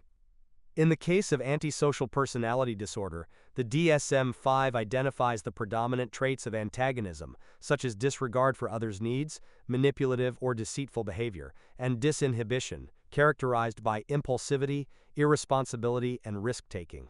Harwood, Schad, Kruger, Wright, and Marcon, 2012. A psychopathology specifier is also included that emphasizes traits such as attention-seeking and low anxiousness, lack of concern about negative consequences for risky or harmful behavior. Krigo and Whittaker, 2014. Risk factors for antisocial personality disorder. Antisocial personality disorder is observed in about 3.6% of the population. The disorder is much more common among men, with a 3-to-1 ratio of men to women, and it is more likely to occur in men who are younger, widowed, separated, divorced, of lower socioeconomic status, who live in urban areas, and who live in the western United States. Compton, Conway, Stinson, Colliver and Grant, 2005. Compared to men with antisocial personality disorder, women with the disorder are more likely to have experienced emotional neglect and sexual abuse during childhood, and they are more likely to have had parents who abused substances and who engaged in antisocial behaviors themselves. Allegria et al., 2013. Table 15.3 shows some of the differences in the specific types of antisocial behaviors that men and women with antisocial personality disorder exhibit. Allegria et al., 2013. Family, twin, and adoption studies suggest that both genetic and environmental factors influence the development of antisocial personality disorder, as well as general antisocial behavior, criminality, violence, aggressiveness. Baker, Bezgian, and Rain, 2006. Personality and temperament dimensions that are related to this disorder, including fearlessness, impulsive antisociality, and callousness, have a substantial genetic influence. Livesley and Zhang, 2008. Adoption studies clearly demonstrate that the development of antisocial behavior is determined by the interaction of genetic factors and adverse environmental circumstances. Ree and Waldman, 2002. For example, one investigation found that adoptees of biological parents with antisocial personality disorder were more likely to exhibit adolescent and adult antisocial behaviors if they were raised in adverse adoptive family environments, e.g., adoptive parents had marital problems, were divorced, used drugs, and had legal problems, than if they were raised in a more normal adoptive environment. Carteret, Yates, Ed, Woodworth, and Stewart, 1995. Researchers who are interested in the importance of environment in the development of antisocial personality disorder have directed their attention to such factors as the community, the structure and functioning of the family, and peer groups. Each of these factors influences the likelihood of antisocial behavior. One longitudinal investigation of more than 800 Seattle area youth measured risk factors for violence at 10, 14, 16, and 18 years of age. Herrenkohl et al., 2000. The risk factors examined included those involving the family, peers, and community. A portion of the findings from this study are provided in Figure 15.20. Figure 15.20. Longitudinal studies have helped to identify risk factors for predicting violent behavior. Those with antisocial tendencies do not seem to experience emotions the way most other people do. These individuals fail to show fear in response to environment cues that signal punishment, pain, or noxious stimulation. For instance, they show less skin conductance, sweatiness on hands, in anticipation of electric shock than do people without antisocial tendencies. Hare, 1965. Skin conductance is controlled by the sympathetic nervous system and is used to assess autonomic nervous system functioning. When the sympathetic nervous system is active, people become aroused and anxious, and sweat gland activity increases. Thus, increased sweat gland activity, as assessed through skin conductance, is taken as a sign of arousal or anxiety. For those with antisocial personality disorder, a lack of skin conductance may indicate the presence of characteristics such as emotional deficits and impulsivity that underlie the propensity for antisocial behavior and negative social relationships. Fung et al., 2005. Another example showing that those with antisocial personality disorder fail to respond to environmental cues comes from a recent study by Stuppy Sullivan and Baskin Summers, 2019. The researchers studied cognitive and reward factors associated with antisocial personality disorder dysfunction in 119 incarcerated males. Each subject was administered 3 tasks, targeting different aspects of cognition and reward. High-magnitude rewards tended to impair perception in those with antisocial personality disorder, worsened executive function when they were consciously aware of the high rewards, and worsened inhibition when the tasks placed high demand on working memory.